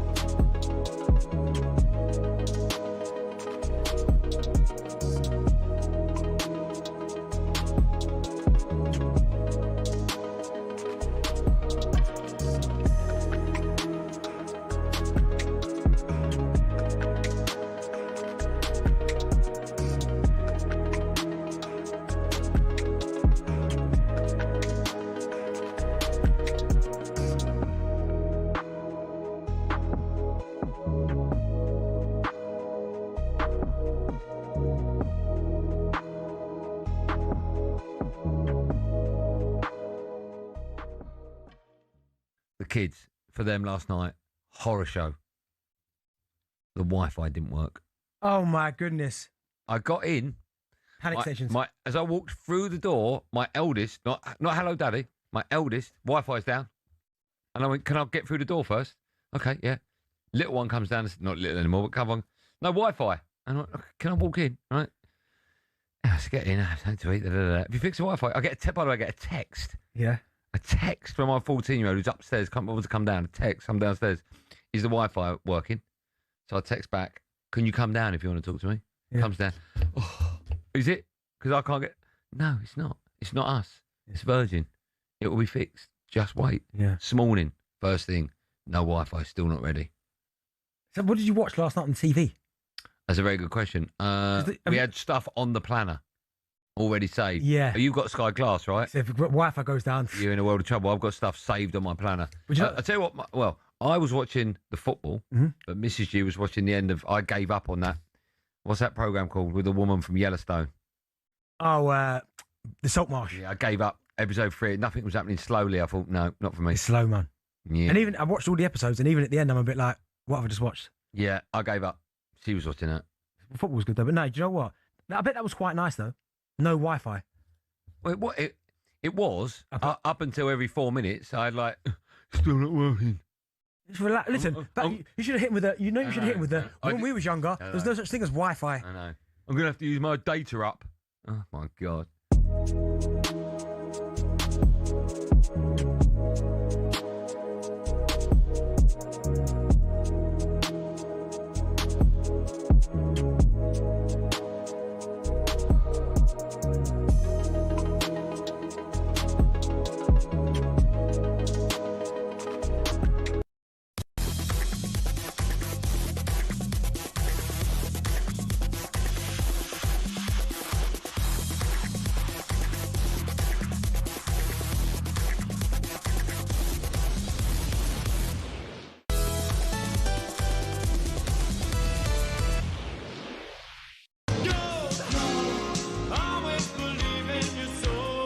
Pardew Ballet with Gold. You're indestructible. Always believing. Coldplay, Speed of Sound. And Sister Sledge's Greatest Dancer.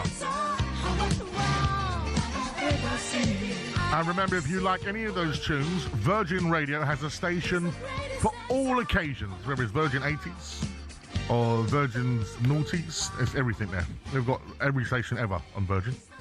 And of course, they've got Chris Evans on The Breakfast Show, which you can listen to in the morning by swiping across on the talkSPORT application, which is free.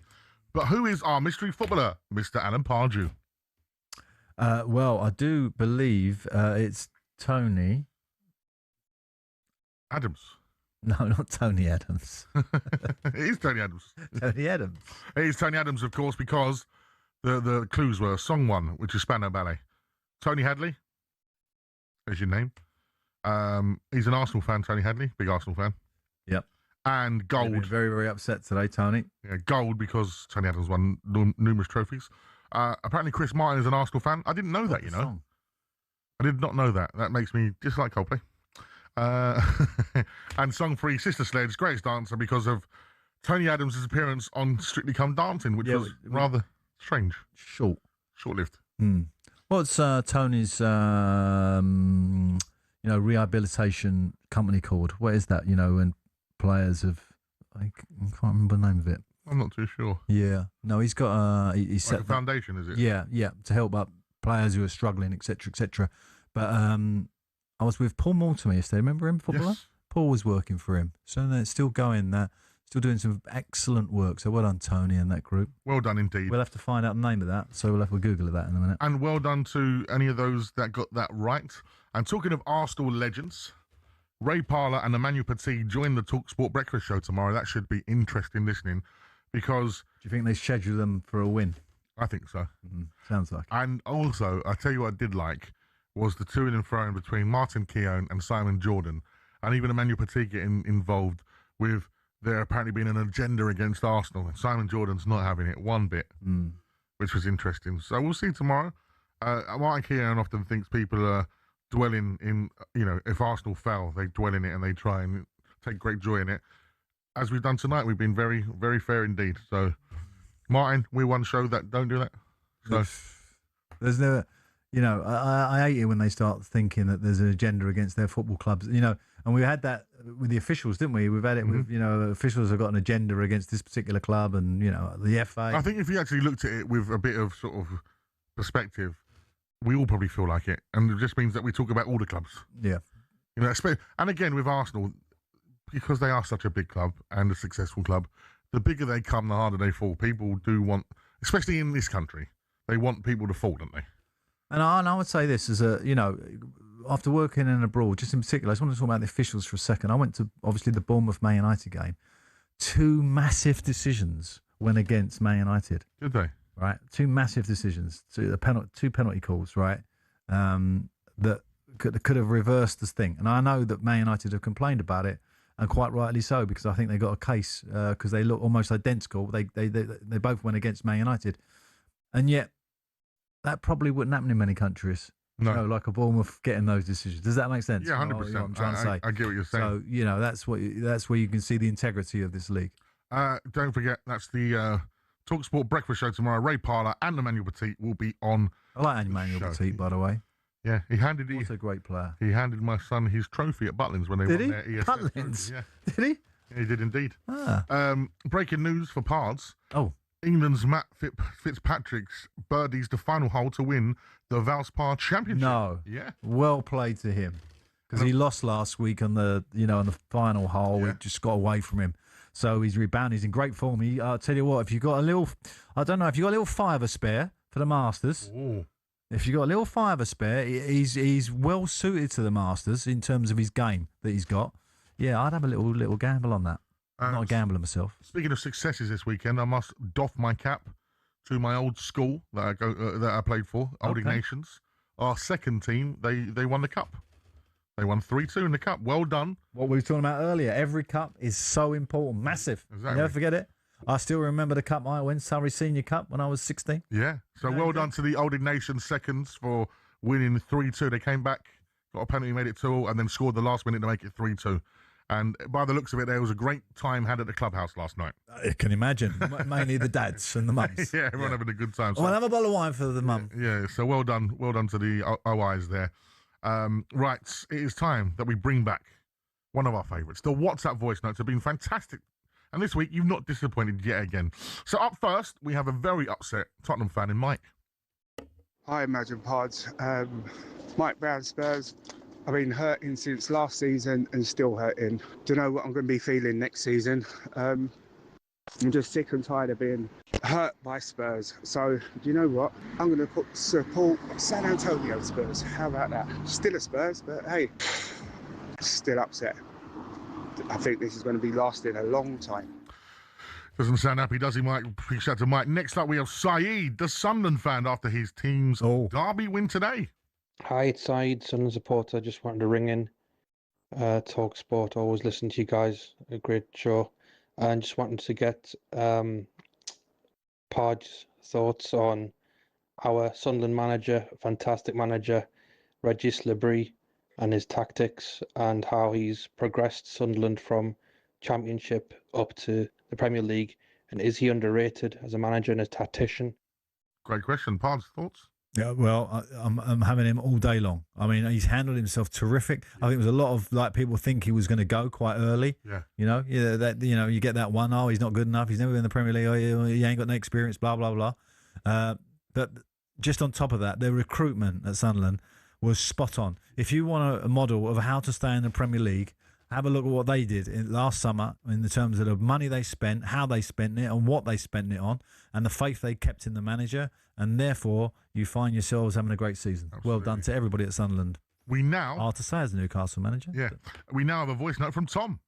Good evening, gents. I always love listening to the show on the drive home from work on a Sunday evening. I just find it hard to believe that in the space of 10 years, Pards has lost all that agility based off what I saw on the touchline at the cup final. I was there in the stands. Just want to say total respect for living in the moment during that game, and keep up the good work, guys.